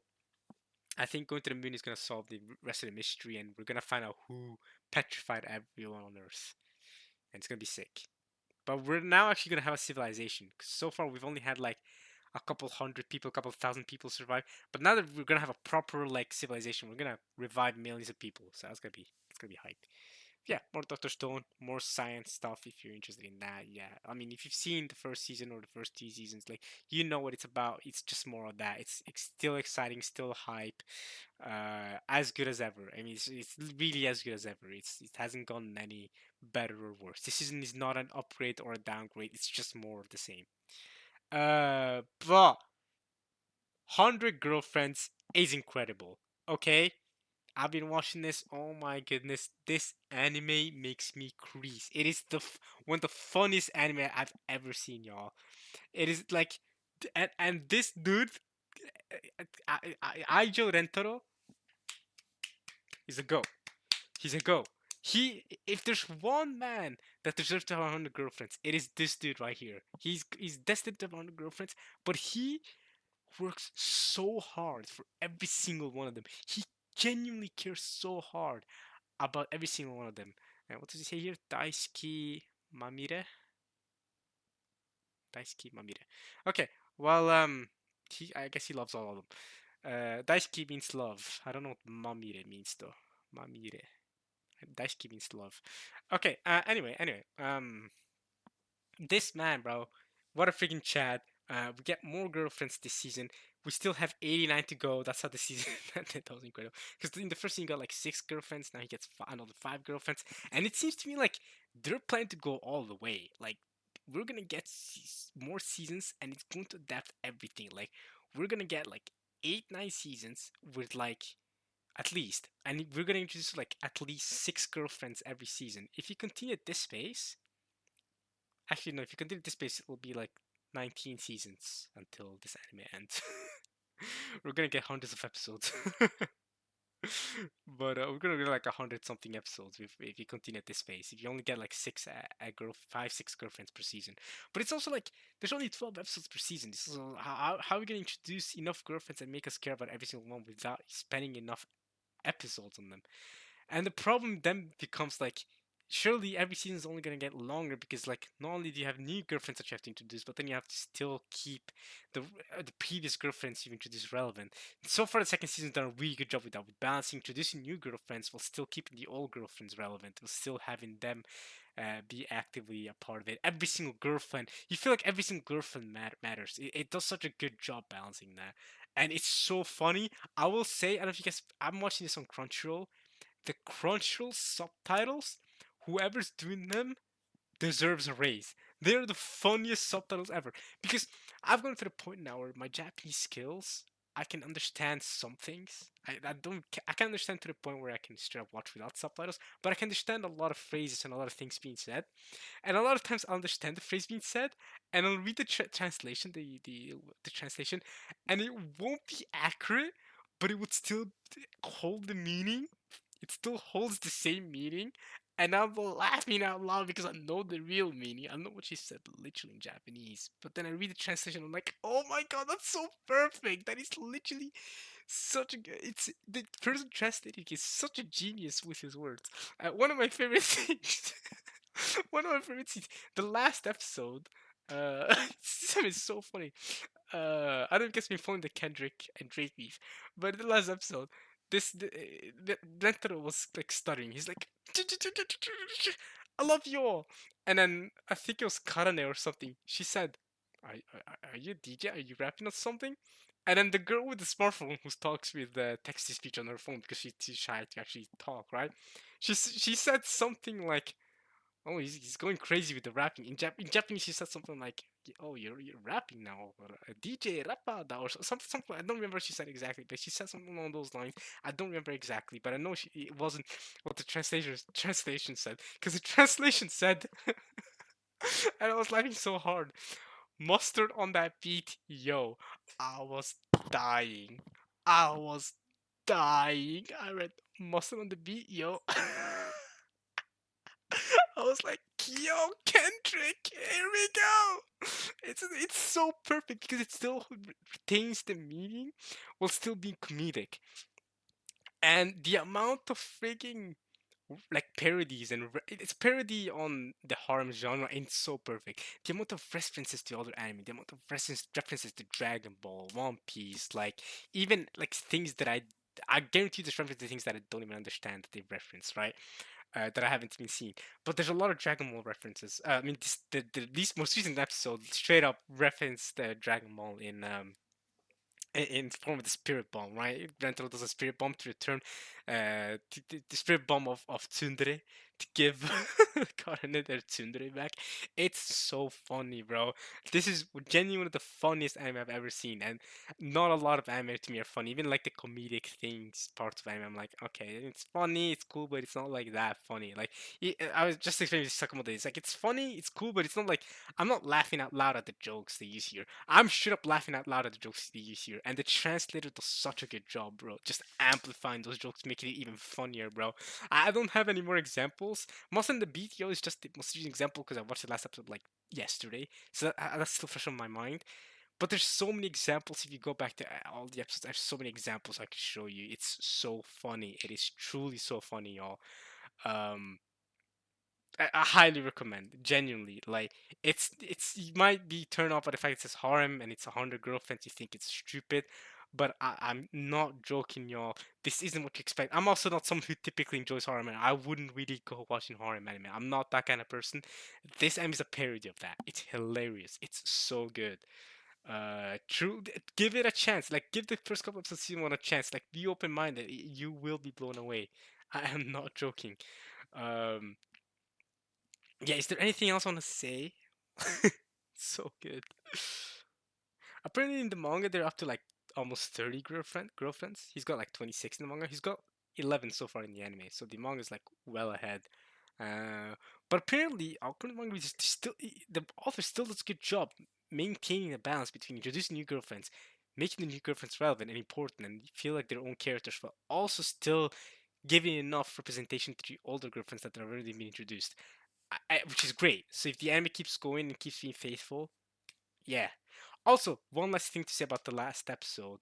Uh, I don't know if you guys have seen the manga panel where one most at this point it has to be one of the most iconic manga panels of recent times.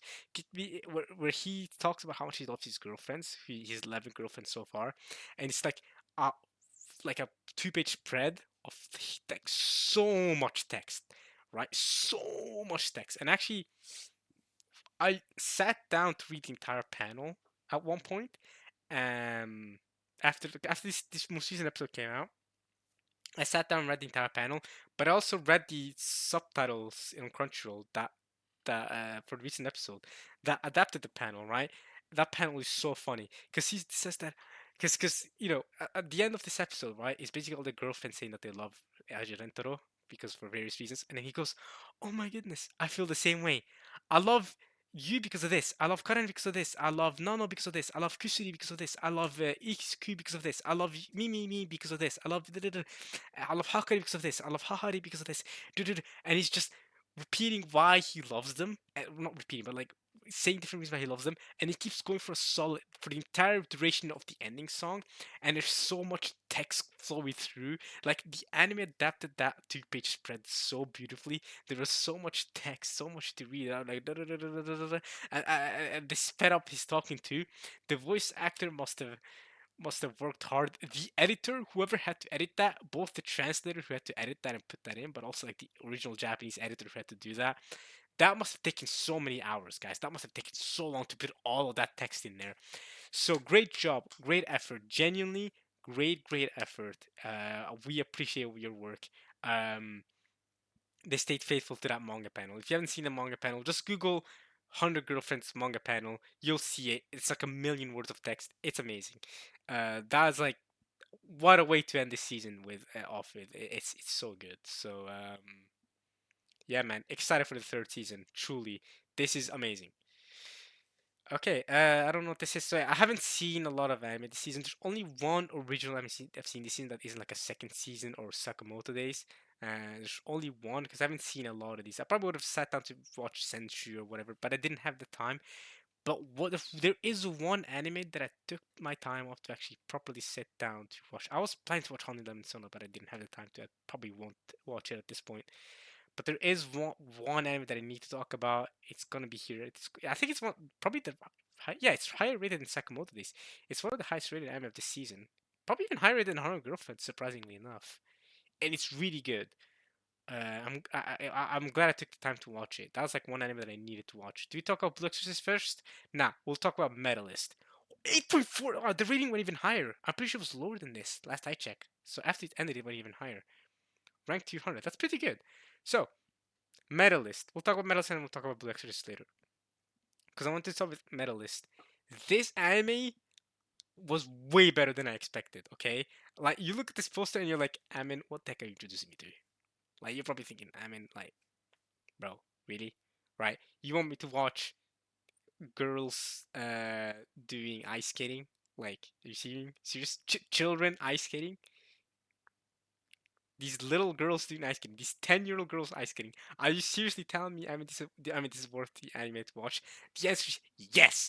Studio Engi, not the studio you'd expect to pull off a good anime.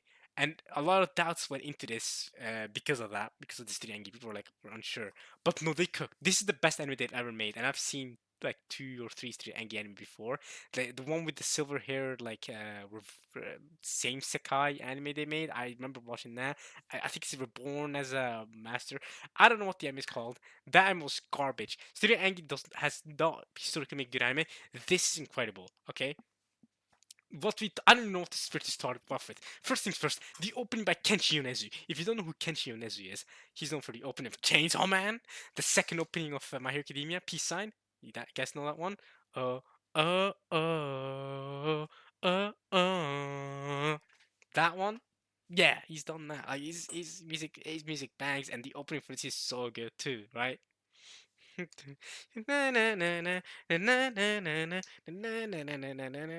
his voice is so good. This opening is great. I even really like the ending. The ending is like very soothing, like and I did the voice of the guys in the ending is also really good. So the music is great. The OSC also uses really good, but what's really special, like there's a lot of great visuals here. Like there's a lot of visuals. CGI is being used, but it's being used beautifully. I really like the use of CGI. It's a visually great anime, and more than anything, I was hooked from episode one because I was going through it like, you know, I watched episode one when like the first four episodes had been out already, and I remember people like recommending me to watch this anime, and I was like, okay, I'll start watching it, right? Watched episode one and I was like, okay, well, this is hooked me in. This is way better than I was expecting. I was like, it's like I'm about this girl who wants to be an you know, wants to be an ice skater, and this guy's a figure skater, by the way, right? So he's a dance skater, but he's also really incredible, right? And he's her coach. I'm like, I don't know what to expect from this, but I was like so hooked. I freaking Inori inspires me, bro. She's a 10-year-old girl, but bro, she inspires me, bro. This first season takes place over the course of a year. You see her improving from barely being able to stand to being able to perform whole dance moves. It's so good. And then meet her rival, first things first, like the girl she looks up to, and she's incredible from the start. And then there's this comeback dude who's like he used to be the number one Olympic athlete in Japan for ice skating, but he's like her teacher, and you see all the characters, and like you want to support every single girl, bro. And there's also actually there's one boy figure skater too. It's not all girls, but it's like mostly girls being ice skaters. But there is one boy too. He mostly has screen time at the very end of the season. But like you want to support every single girl, like even the girls on the main character. Like typically it says it's a drama, right? Typically in drama in like these sports type, I mean these competitions, you typically support the main character over the other characters. But this anime does such a good job of making you care about every single girl. Like even the girl that aren't the main character, or competing against the main character, you want to support them. You're like, because you see how much hard work these girls put in, and you know that they're just 10-year-old girls. You know that they just want to succeed and pass their tests, and you see them working so hard. Every single one of them works so hard. Every single one have their own origin story, and you get really attached to all of them. But you really get attached to the main character. One of the most wholesome parts of the main character, right, is how she used to dig for worms so she could get into the ice rink, right? Because her mom wouldn't let her get into the ice rink because she had a sister. Right? She had an older sister who also used to ice skate, but she suffered an injury, so her mom was kind of like anxious about having her also do this kind of like quote unquote dangerous sport activity because she didn't want her to get injured as well. Which is like a story we've all seen a million times, right? Parents being scared for their child, so they don't want to like have them do anything and a dangerous activity. Like they don't want to risk them, right? Classic thing. I've seen it in Violetta too. If you guys have seen Disney's Violetta, right, on Disney Channel, I remember watching that. So good. I loved Violetta. Even though it's a show, I figured it was for girls. It's a show for girls, but as a guy, I loved it. I was watching it with my dad too. My dad was loving it too. So, we both loved it. But anyway, it's kind of like that. Violetta was had a similar story where her dad didn't want her to play, do music or play the piano or whatever because her mom was like, did music, but she died on stage because something fell on her, like unfortunate death. So he didn't want the same for his daughter. So the insecurity came back again. Similar story. We've seen that story a bunch of times before. So she snuck off from her mom to like to go to the ice rink, right? And she literally dig up worms to do so, and she'd get bullied for it from her classmates. Like, what type of girl are you to dig up worms, right? Because for one thing, right, that's seen as like a something boys would do. Even for boys, that's like a weird thing to do. Why would you dig up for worms? So like, they bully her like, that's like, are you like a boy or something? Like, why would you dig up for worms? Like, that's like a that's a boy activity. Like you're a girl. Like, what type of girl are you? And then, but they also bully her in general. Like, what type of person digs up worms? Like, you're weird. Like, she'd be called weird, and she also like didn't. She also felt like she didn't master anything. Had bad grades, didn't have any friends. She like everything. She didn't never master anything, right? There's nothing that she could say she was proud that she was good at, and that was like the thing that she struggled with. But she loved going to the ice rink. She wanted to learn how to ice skate, and one of the most wholesome things is because she used to dig up worms so much, and she really loves worms, right? Is when she's with her coach, eventually she signs up with the coach, and her mom approves of her. Her mom sees how much hard work she and passion she has for this, and she changes her mind, and she becomes really proud of her and apologizes to her eventually about not letting her do this sooner because she also started it pretty late, right? You're supposed to. Some of the other girls started as early as 5 years old, but she's 10 years old starting, so she started late, quote unquote. Uh, but so eventually she's trains with this coach, and you know what the most wholesome thing ever is on her first test, she's there so nervous because and you see how much she practiced better. She sees how much she practiced not just like her moves, but her muscles too. Because this is a sport that like requires a lot of like muscle strength, like core strength and like leg strength, like to be able to like pull through. And for a child, that's a lot to bear, right? She's only 10 years old so for her, look at a child's legs to be able to pull through her body. Impressive. So it requires a lot of muscle training. And so much so that at some point she trained so hard that she almost was like at risk of injuring her legs because her legs could not keep up with that workload that she strained on them, right? Like they were like it was she was scared of like her coach was scared of like her legs being inflamed, right? Of causing inflammation in her legs, right? Because of like how much she was using her muscles and to the degree she was using her leg muscles, right? And that apparently was like a typical injury for skaters, for ice skaters, but not just skaters, but in general for athletes, right? When they use their muscles a lot. So so you can see, so basically she trained so hard that she was at risk of injury, right? That's how hard she trained. She cared that much about it. So they went to the first test, and he keeps just assuring her like, you know, we've worked so hard for this. We can do this. I know you got this. Like, just do what we train. We got this. We can do this, right? And it's so wholesome. She does, and it's like that. I don't know why it really like struck with my heartstrings. It did something to me. You see these well, I don't know what these are called. They come off like hoodies, like when these hoodie like things that you pull so that like you can strain or whatever, like the hood of the hoodie, right? She grabs them and he's like, "Huh? Are you grabbing them?" And she grabs them because it reminds her of worms. It reminds her of like holding worms because they look like worms, right? And that gift gave her so much comfort. And she's like, I can do this. And she's grabbing them. And at some point, she even like ties them. She ties them together, and he's there like, huh? Wait, did you just tie these? And then she goes out to the rink to do her test, and she succeeds in her test. It's such a wholesome moment, and it's so good. I don't know why I love that so much. When she's holding them with her arms, with her hands, and there's also a scene in the opening where she's holding them, and then she lets go of them. It's so good. Every time I watch a scene in the opening, I'm like, ah, yeah, she loves those worms. It's really wholesome. Um, but yeah, I love this anime. One of the things I love the most about this anime too is that it's an anime featuring kids, right? Most of the main characters are kids. I mean, there are adults too. I mean, the coach is an adult. He's adult. He's 26 years old, right? So he's fairly young, but like he's still an adult, right? But most of the characters are kids. The athletes themselves are kids, and you really get the feeling that they are kids, right? You get the feeling that oh, these kids are kids, but and you feel like they're kids, and they feel like normal kids, like they feel like kids you see in everyday life. Like Inori acts like a kid. She worries like a kid. She says and does things like a kid. She's allowed to be, and she's allowed to be a kid too. People around her, her mother, her coach, they understand that she's a kid, but they still support her. They still respect her and let her have agency, but they still like see her as a kid. And it's so good. I love the way this anime portrays kids. I think anime, anime. I think Giga talked about this too, right? In his video, right? Giga did a winter video, didn't he? Where he talked about how anime does not do a great job with kids, and I completely agreed. Anime typically does not do a great job with kids. This is an exception. This anime does a good job portraying kids.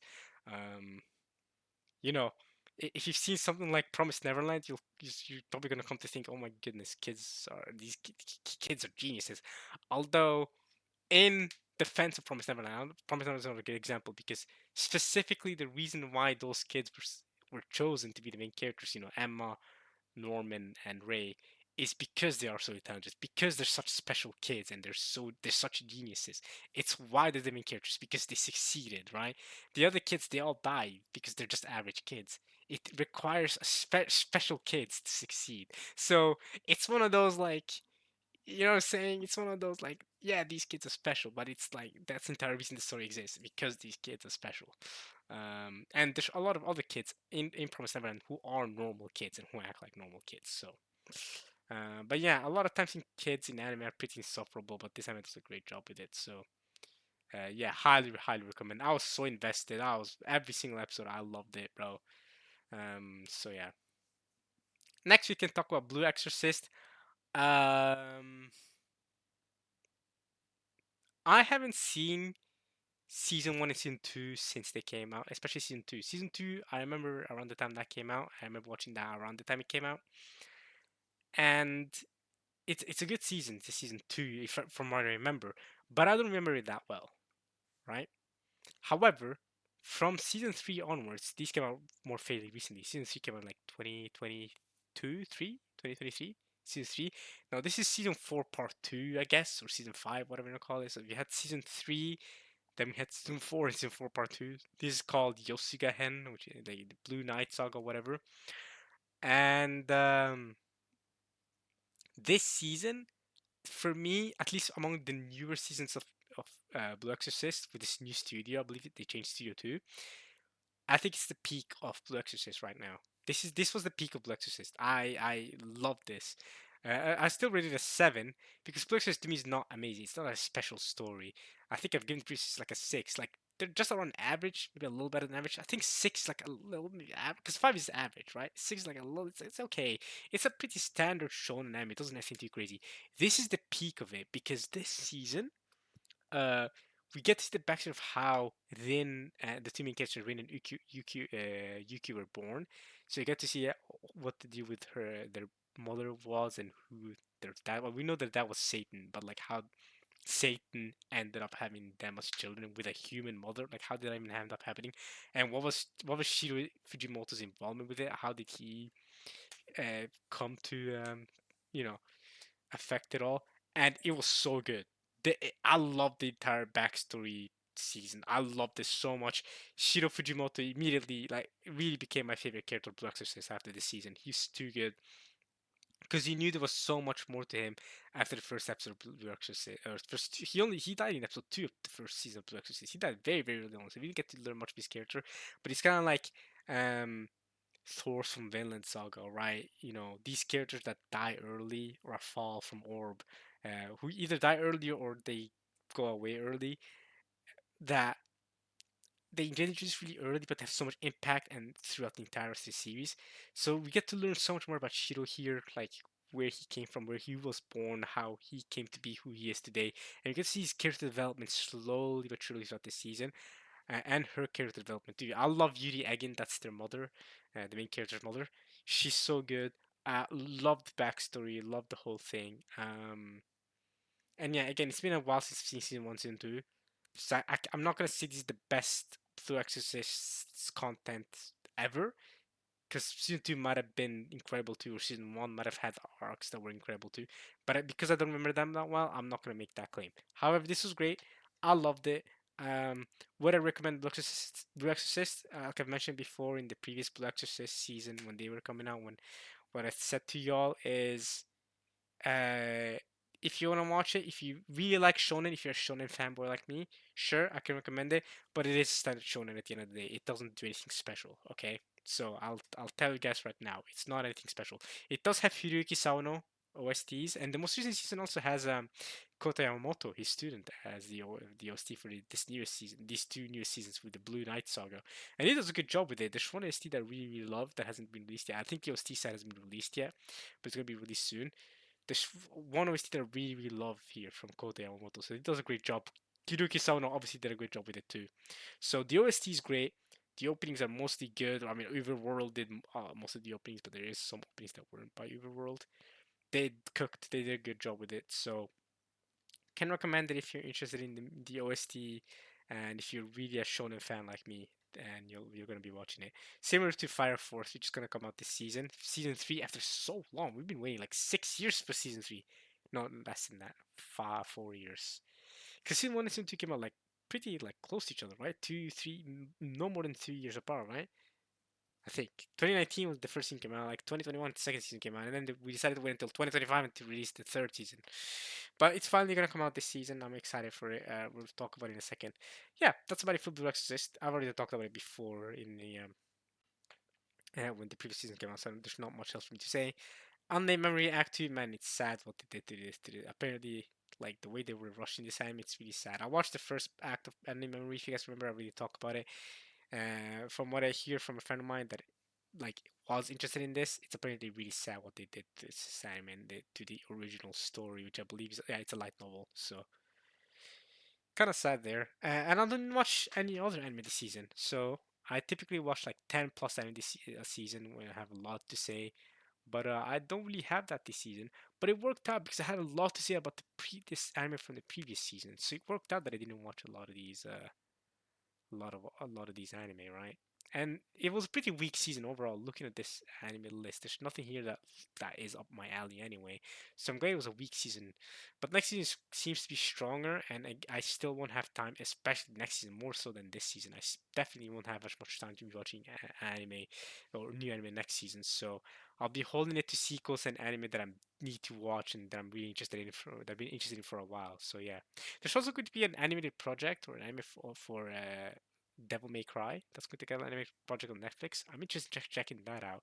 I saw Evanescence upload like their opening like song for it, and it was really good. I was like, "What the heck, Evanescence?" I'm hearing Amy Lee singing, and that's what introduced me to this anime. I was like, "Okay, now I'm gonna watch it." It's not really an anime. I'm pretty sure it's done by Western Studios. It's not. You're not gonna find it on my anime list, but it's an animated project, and I'm also interested in animated projects, so I'm thinking of checking it out.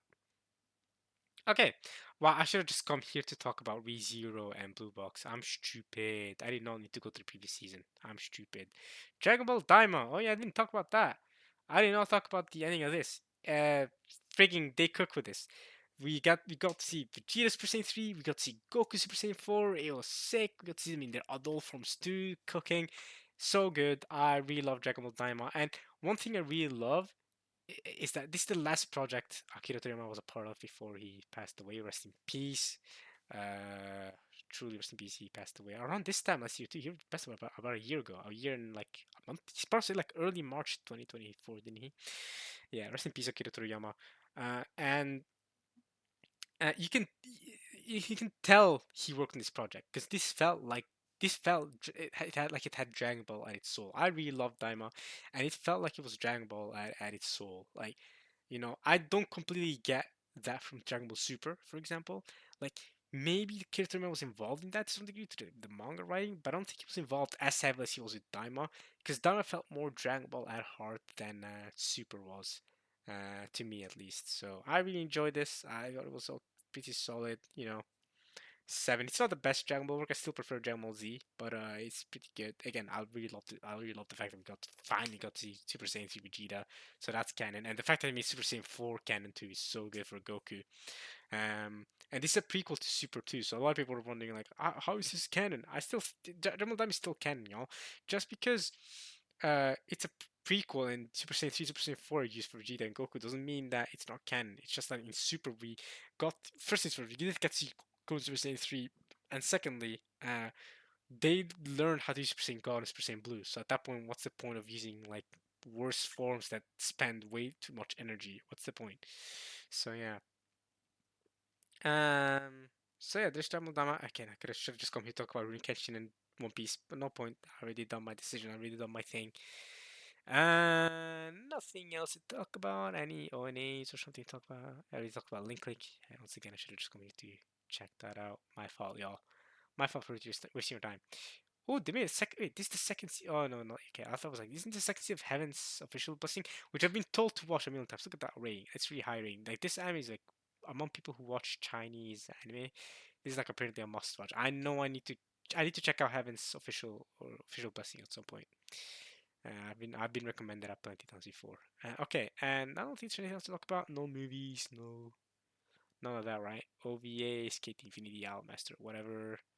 Movies. There's a bit of Kaiju number 8 movie that hasn't come out yet. March 28th. That was a couple days ago. Should have come out by now. Is this a compilation movie or is this a new movie? I don't know. I don't know whether it's a sequel or not, or whether it's just like a shonen movie. I don't know whether I should be watching it or not. If it's a sequel movie, I'll watch it. If it's not, I wonder. Project Sekai. Apparently got a movie. Okay. Nothing else we talk about. There's a movie called Make a Girl. What a name for a movie. Senpai wa Otonoko. Otoko noko movie. Ame no Chihare. What does Senpai wa Otoko noko mean? Senpai is a boy? Or senpai is a tomboy? Or something?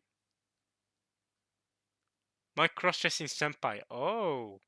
Otoko noko means cross-dressing? Why am I getting a hello thing? What the heck is that? I was close enough with saying tomboy.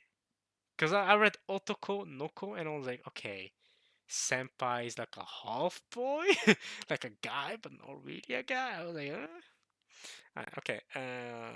Dona Zero? The frick? Compilation me for Dona Zero? What? Why now?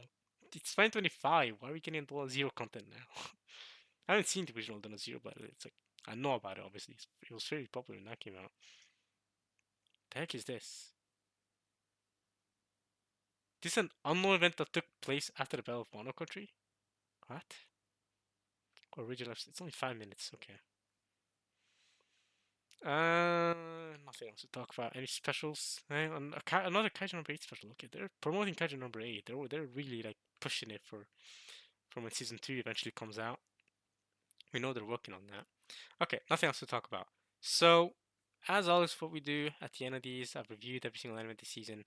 We talk about or we like look into the future of what's gonna happen next season. And now this is more important than ever because I'm not gonna be doing a review for this season, at least anytime soon. Maybe I'll do it when I come back eventually, but I won't be doing it anytime soon. So I already talked about Fire Force third season, like I mentioned, similar to Blue Exorcist. It's better than Blue Exorcist because the animation is better actually.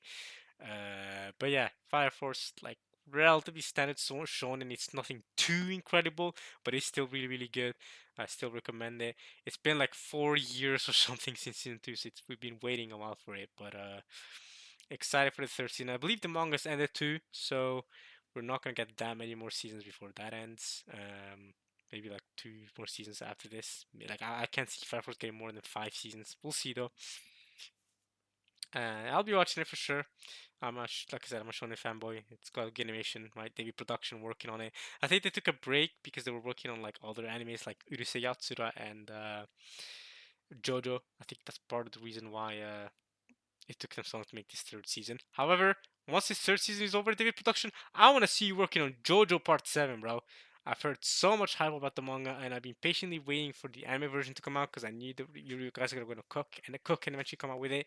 Just make sure Netflix doesn't ruin it for the rest of us, okay?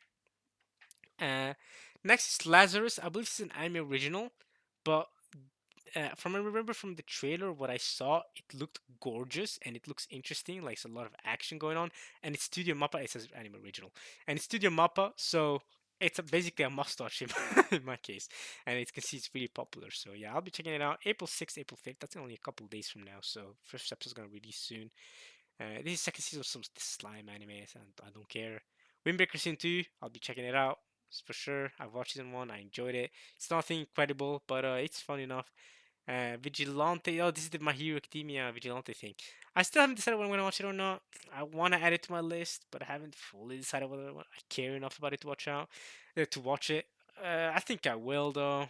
I think I will. It's Bones Film are making it, not Studio. What's the difference between Bones Film and Studio Bones?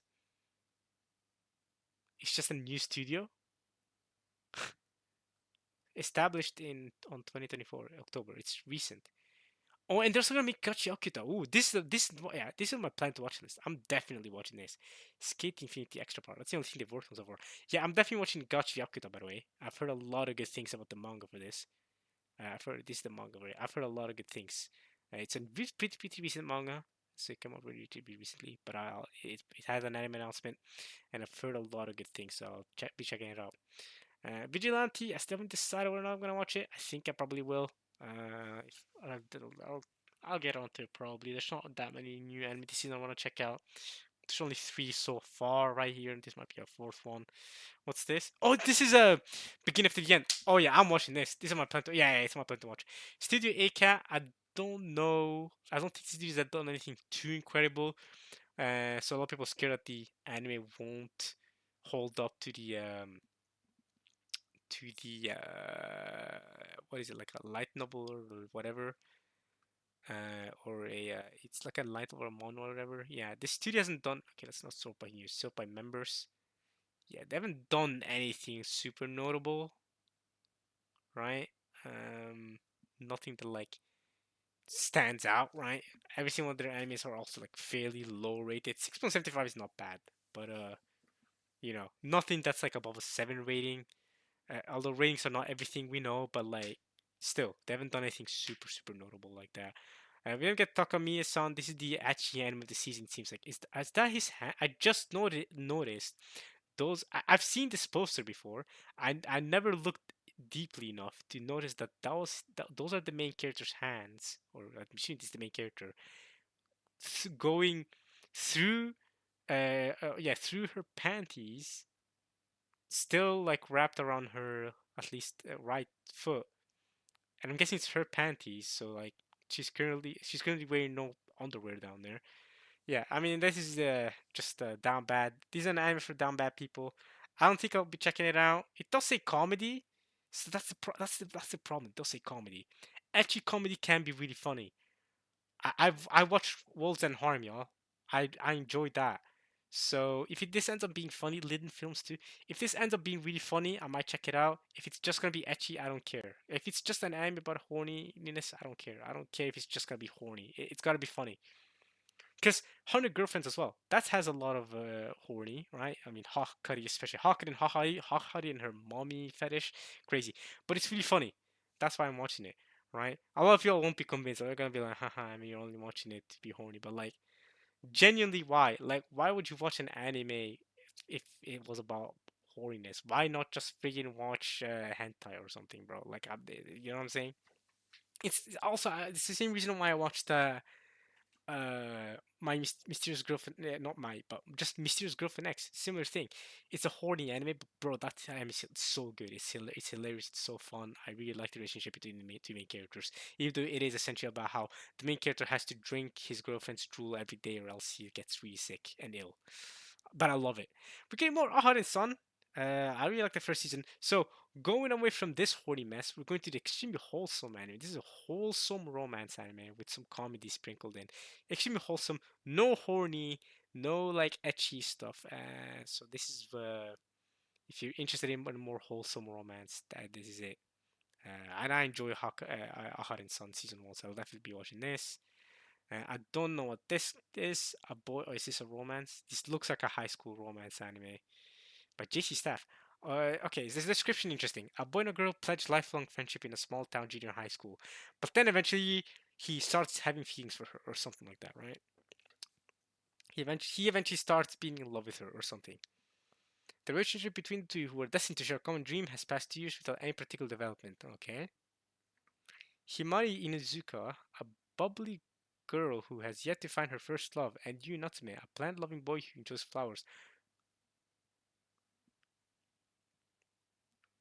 A plant-loving boy? In 2025? You're a plant-loving boy? Okay, bro. Alright, bro. I mean, it's okay. I mean, all of us can have some feminine hobbies at times, you know what I'm saying? Plant-loving boy who loves flowers. Alright. Yeah, I mean, we're gonna have one of those. I feel like we're gonna have maybe a bit of a main character, not like an appealing main character. One of those like very like shy main characters that always goes, "Huh, where are you taking me?" Ah, right, because she's the bubbly girl. Like, "Hey, let's go do this, let's go do that," and he's gonna be like, being dragged around. Um, the only time that concept was done good with me is Dress Up Darling. My Dress Up Darling, that was good. Like the main character's kind of like that, but he also had like some. There was interesting parts of him that made it not like it seemed make him a boring main character, even though we were mostly watching it for the girl. So his name was Gojo. That's why I remember his name because the main character's guy's name was Gojo. Okay, so he's a plant-loving boy who enjoys flowers, still spend their days peacefully as best friends in the gardening club in the second year of high school. Oh my goodness, he's part of the gardening club with this girl, and they're just best friends. And what? All of a sudden, a girl comes into the mix, and it becomes a love polygon, like a love triangle. If you can't get married, I have to take responsibility. What? I'm having trouble now because after Himari said that, your brother began calling me my brother-in-law.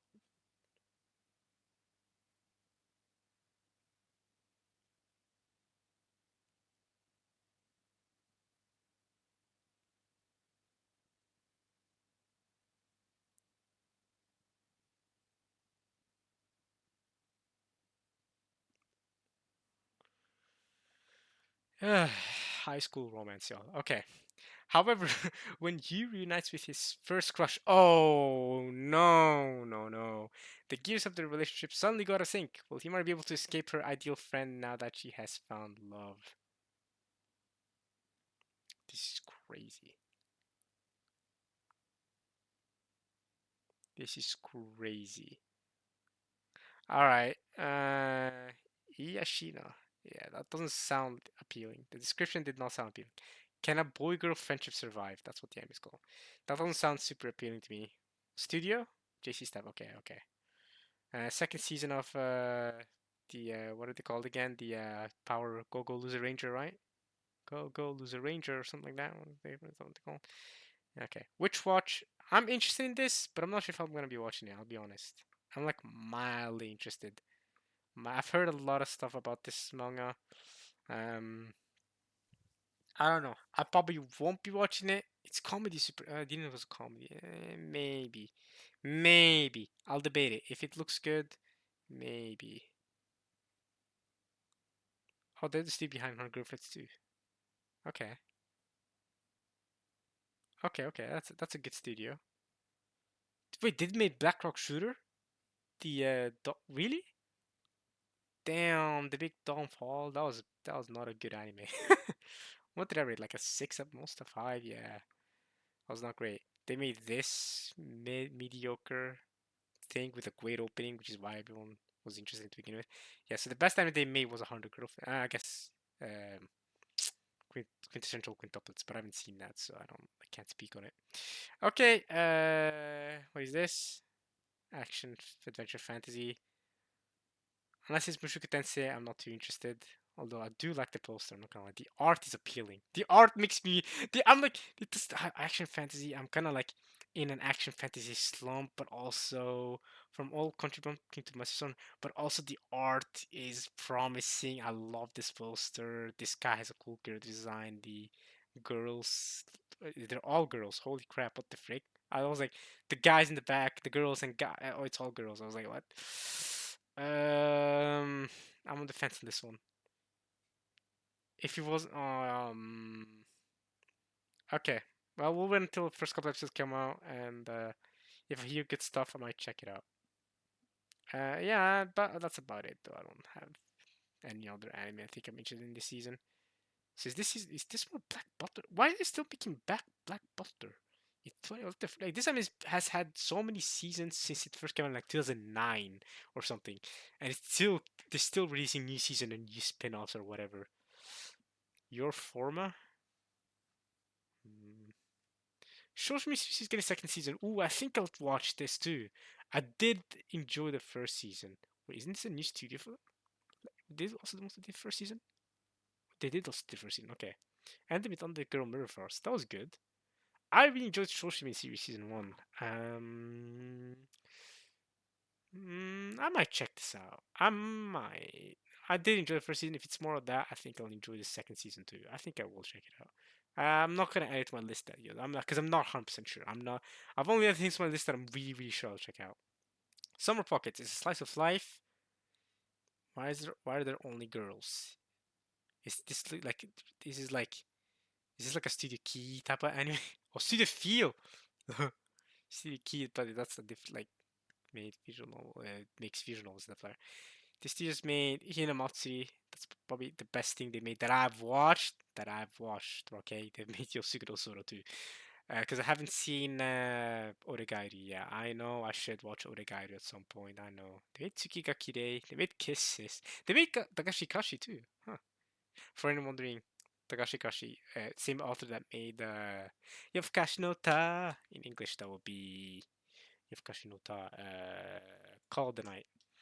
I'm I'm so used to seeing the title in Japanese for Call of the Night because of the song that the manga was called after Yofukashi no Ta by Creepy Nuts, who've gone on to make banger anime openings, right? For like Dan Dan, Mashal. I mean, their anime openings pop off every single time.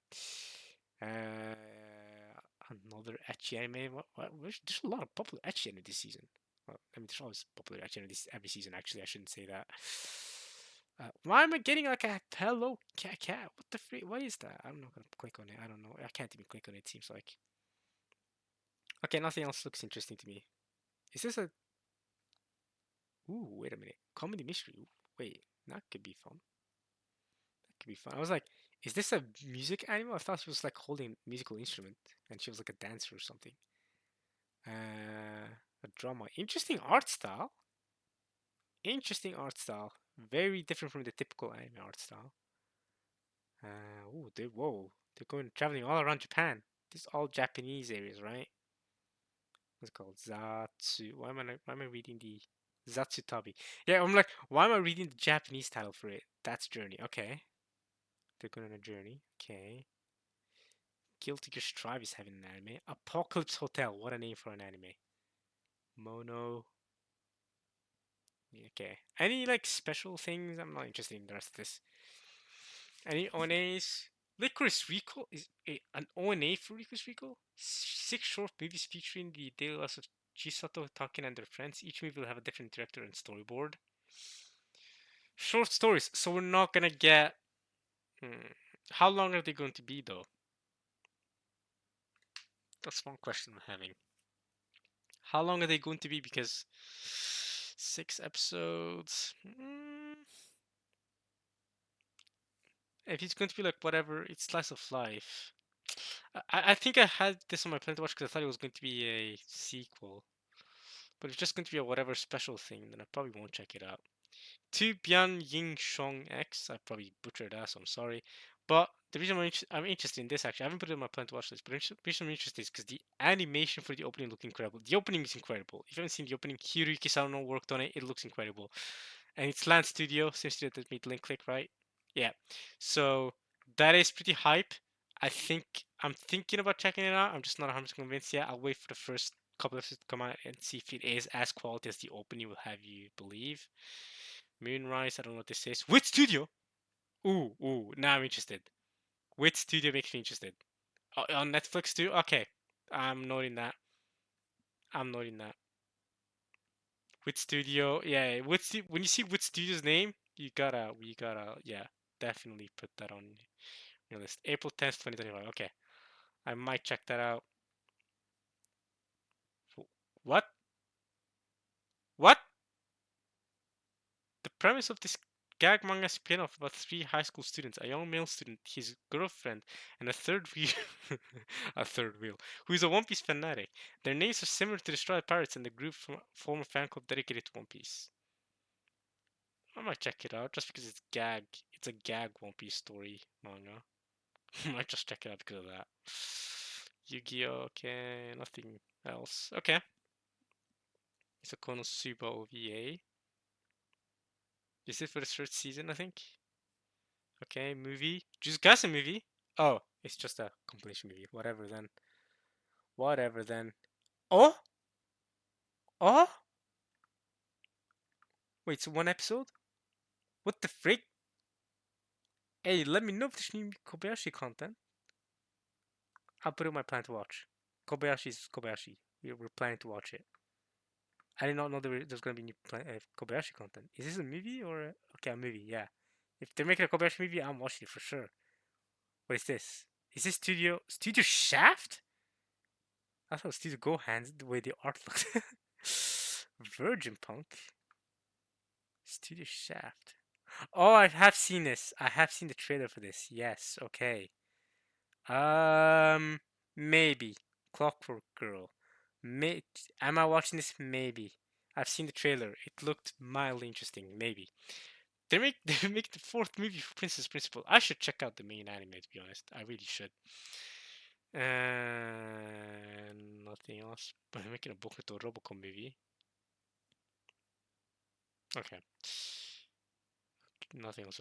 What the hell am I looking at? What is this monstrosity? What the frig? Stop motion animation? A sequel to the Junkhead?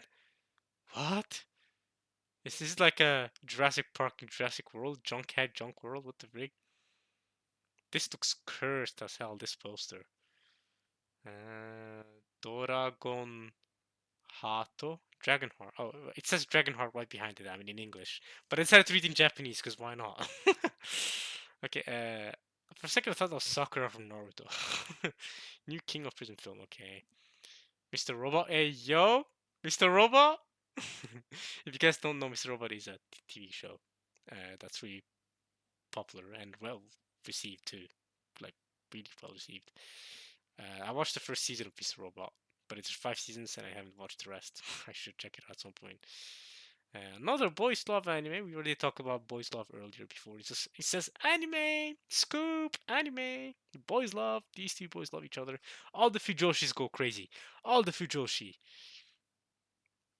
So all of you who are Fujoshi out there, or if you're a guy as well, I mean, you don't have to be a girl to be into boys love anime.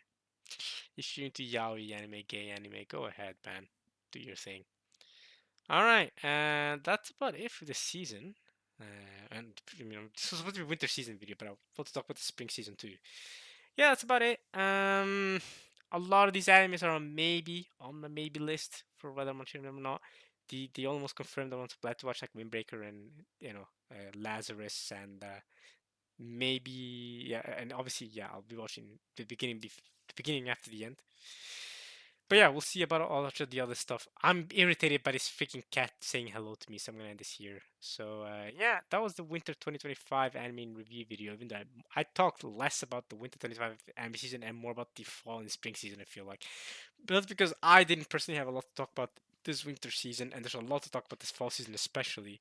So, and I haven't watched that many new anime this winter season because I haven't had the time to. And the same will be true for spring season. That's also why a lot of these anime I put on maybe rather than I'm actually gonna watch them because I won't have time to be watching them all. I have to be picky about what anime I watch and what I don't watch. So yeah. But okay, I hope you guys enjoyed me doing this review as much as I enjoyed doing it. I guess. I'll be back. This will be the last video for maybe the year. Maybe can't confirm it, but maybe I'll be back one day. Well, one day. We'll see. I don't know if I'll be back this year, but next year probably. I don't know. We'll see how life goes for me. But for now, I hope you guys enjoyed watching this at least as much as I enjoyed doing this. And I'll see you guys for whenever I can return to making YouTube videos and whenever I return to making these anime review videos. So yeah, alright y'all. Peace.